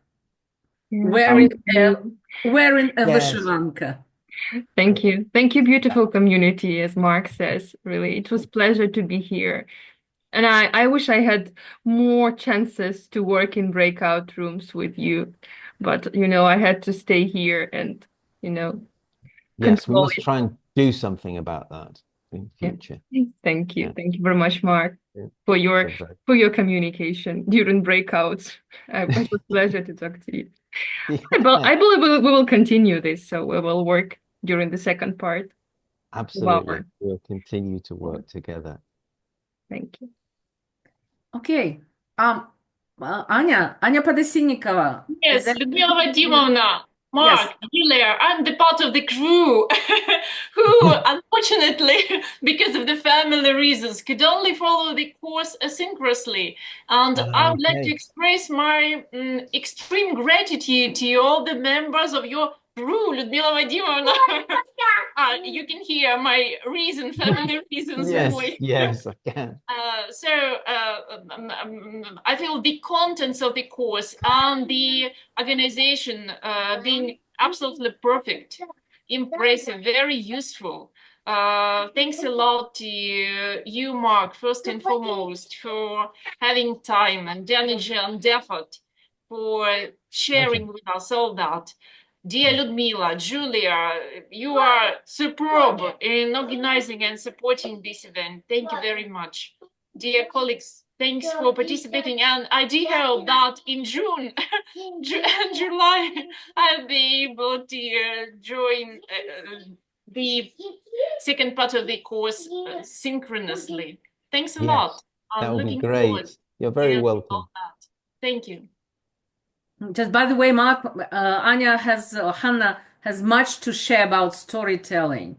She heads the department at our pedagogical university, and she is the godmother of several online contests on storytelling. So she has much to share, really. Oh, right. Yes, that would be great fun. Talk about that. The sun has set here, and have you noticed I haven't got any lights on in this room, so I'm looking a bit sort of like Count Dracula at the moment. Actually, I'm sort of very white face. Welcome to my castle. Hopefully, it's not blackout. No. Okay. So, dear colleagues, dear Mark, dear everybody, thank you very much again. We know that sorry seems to be the hardest word, but still we have to say sorry. We have to wrap it all up, and we are looking forward to new inspirations, new challenges, new experiences, new insights, new reflections. Let me remind those of you who haven't yet written your reflections on Padlet, please do so. You know, we have extended the deadline for you to post your reflections to the 17th, so you have a week ahead of you. And those of you who have already written it, you might see that Mark, as a very diligent coach, is writing comments and just sharing some materials in response to many of the posts he has already worked on. Yeah, I've So posted don't miss. rather than commented, so you won't Yeah. see a comment on the bottom of your.